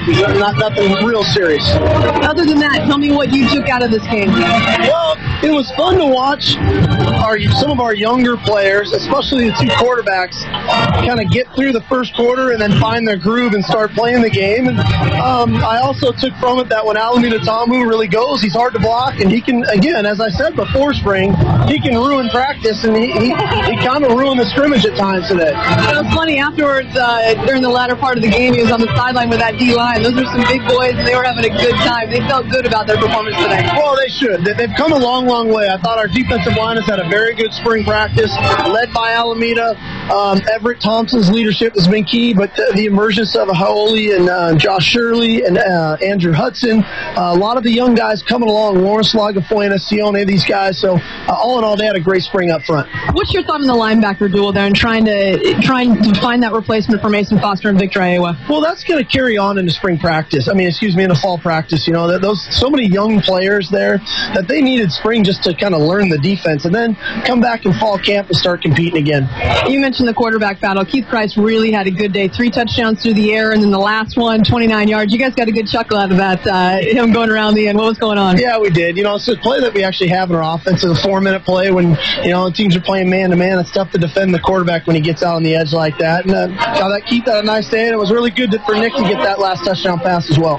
Tell me, for just Keith, his 3 touchdowns through the air, you mentioned that it was a little bit of time to get settled in, but once he did, tell me what he was seeing out there. It was you mentioned it's a vanilla offense, but did you learn anything today? Well, I thought he settled down in the pocket, and then his vision down the field increased, especially on the deep post there to Willie Chandler late in the game, and then on the corner route on the touchdown pass down here to DeAndre Campbell. I thought he settled down in the pocket and used his vision and trusted it and threw the ball well. And you mentioned Montana. That was great for him. A good, big confidence boost, a 70-yard touchdown. Great throw there up the seam to Brunzy, and it was good for both those kids. You mentioned after practice yesterday that you might announce the depth chart move. Any announcement? Not right now, no. Overall, what'd you take out of these 15 practices? What'd you learn about your team? We're a team, and that's what's really cool for me is that we've come together. We've become a football team. We practice extremely hard. We've gotten even more physical than we were before, but at the end of the day, we're a very close-knit group, and that's what it takes to go on and be a championship caliber football team. You got to do this thing together. Your message to your team, you don't have control over them. Ivan Lewis will have control now in the offseason, and that's got to be extremely difficult for you, but they're in good hands. But what is the message that you send to them before you see them again in the fall? Well, we need to finish this quarter academically. We need to do a great job in the classroom and then start our off-season program the way we go. And a little change of philosophy for us this year. We chose our captains yesterday instead of waiting till right before the season. We did it yesterday to hopefully provide even more leadership during those summer workouts when we can't be with the guys. Well, it's nice speaking to you. Fun today. Nice sunny weather, and we'll see you again in the fall, Coach. All right, appreciate anytime, it. Elise. Thank you. Yep, you bet. That's Steve Sarkisian, guys. Back up to you. All right, Elise, thank you very much. The 10,000 or so in attendance allowed to go down on the field at the conclusion of the spring game, mingle with the coaches and the players, and that's always fun. The Dogs have won it 31-14 over the Huskies. The Dogs scoring first on a 15-yard touchdown pass, Nick Montana to James Johnson. The Huskies coming back on a 5-yard touchdown pass from Keith Price to Jermaine Kearse to start the second quarter. It was 7-7 at that point, and in the third, DeAndre Campbell from Keith Price, 13-yard touchdown for a 14-7 lead for the Dogs. They added to it with a 26-yard Gutorp field goal in the fourth quarter, made it 17-7. Then James Johnson with his second touchdown reception of the game, 2 yards from Price, 24-7 in favor of the Dogs. And that aforementioned big pass play, Montana, 70 yards to Cody Bruns, made it 24-14. And the scoring concluded with the 29-yard Keith Price run around the left side, 31-14, our final. And we look at some of the individual numbers. Jory Fogerson had a good day running the football for the Dogs, 8 carries, 53 yards. He had 4 more carries and 19 yards when he switched sides and played for the Huskies. Chris Polk, 7 carries for 22 yards today. They know what he can do. He gave everybody else a chance. And passing the football, Keith Price, solid day for both teams. He was 10 of 13 for the Dogs, 108 yards and 2 touchdowns, a long gain of 37 on the deep post pattern that Sark talked about to William Chandler. Keith Price, 10 of 15 for the Huskies, 104 yards and 1 touchdown. So some quick math, Damon Heward. That's 20 of 28 for 212 yards, 3 passing touchdowns and 1 rushing touchdown as well, all added up. Yeah, incredible effort this afternoon from him. Incredibly accurate. I know I'm just rehashing that, but again, he did it all today. He rushed for almost 50 yards, and the big stat that comes to me, and most of these were him in that second half, 8 of 12 on third down conversions. And when you talked about last year where they really struggled there, it was third down. Quarterback moving the chains, getting the ball in the end zone. It's all about throwing the football on third down, making tough completions, and he did that this afternoon. And again, a little hard to say who did what in context. The first half, you knew you were playing ones against twos or ones against ones. That got clouded up a little bit with all the substitutions in the second half. But I think in Keith Price's case, the numbers pretty well speak for themselves. And not that Nick Montana had a bad day. He was 6 of 12 for the Dogs for 68 yards and a touchdown. 3 of 8 for the Huskies for 78 yards and a touchdown. 70 of those coming on one play. But clearly Keith Price, the superior numbers today. No, he did. did. I think Nick, he certainly had a better first half. The second half struggled a little bit. The bobbled snap, a couple balls. He doesn't anticipate his throws quite like Keith does yet. And hey, this is a kid who's a redshirt freshman. Keith has that experience from last year, has that confidence. And as you know, at the end of the day, playing a quarterback position, it's all about confidence and delivering that football on time and with accuracy. And as Nick continues to grow in this offense, that will come. And it's just a MCL sprain for Eric Cole. I love how we toss around those terms. Just a sprain. It hurts a lot. He is a hurting buckaroo right now, but obviously you don't think in terms of any kind of surgery or off-season rehab and so forth. Eric Kohler should be good to go when the fall comes around, and that is good news because he will be counted on plenty for this team in that offensive line. And again, that O-line, a little bit a work in progress. They need to replace some pretty good players up there, Cody Hobbin, Ryan Toller, for example, but and we didn't see Senio Clemente, but there's some good young offensive linemen on this team. We saw a lot of Colin Tanagawa today. Drew Schaefer will be a mainstay in the middle. Colin Porter is going to be a starter. There still are some positions perhaps up for grabs, but there is some depth now in the offensive line. We just didn't see it necessarily today with some springtime injuries. Ben Riva, for example, going to be a good player. The O'Day High School kid did not compete in the game today. Nick Wood, who has seen starting time, former walk-on, but will be in the depth as well. But you look at a guy like that, James Atto, huge young man from the state of Oregon, about 6'7", about 300-plus pounds. They like what he brings to the table. It's going to be fun to watch that O-line come together next year. No, it will. And it starts and ends with Clemente, as you mentioned, voted team captain, a great kid who will play in the NFL for a long time. Without him in there, Shamora, Shirley off the edge had a lot of success this spring. But you're right. Good group. Center, Drew Schaefer, he'll another anchor there. And then the big kids, Colin Porter and hopefully Eric Kohler, the two big recruits from a year ago, got a lot of playing time. Will grow up that much more this offseason. Well, as we look ahead to the fall, Damon, what do you think? This team coming off its first bowl game in quite some time, a schedule that is made more interesting, certainly, and probably more difficult with the Pac-10 becoming the Pac-12 as you throw Utah and Colorado into the mix. What do you think about this team for next year? Well, I tell you what, I feel a whole lot better today about this team going forward after watching the performance of Keith Price. I feel good about these young tight ends, adding a whole other dimension to this offense. A couple of big plays with those guys. Again, the big question mark now on offense for me, I think, really is that offensive line and those young guys and staying healthy, because last year it was a revolving door. I mean, we had so many different lineups in there week in and week out. You hope that you can create some stability with that offensive line, and if you do that, you allow Chris Polk to run the football with the depth that we have at wide receiver. I think Keith Price, Dick Montana, they can get the job done. This could be a very, very good football team. And defensively, that defensive line, they dominated this game when they were in there today. They dominated. Those kids coming off the edge, now you can play a little bit more man coverage. You can blitz a little bit more, do some different things. And, man, it's going to be a lot of fun watching this team grow this season. Well, they will be expected to be 2-0 with home games against Eastern Washington and Hawaii ahead of the Nebraska game. 2-0 heading into Lincoln, Nebraska. Following that game, the conference opener as California comes to Seattle. And then the newcomers, a trip to Utah. The Huskies will then host Colorado before going down to Stanford. Stanford's going to be good again. Any team with Andrew Luck is going to be good. It is that simple. And Arizona and Oregon coming to Seattle before road games to USC and Oregon State. In fact, that Oregon game will be the final game played at Husky Stadium as we know it on November 5th.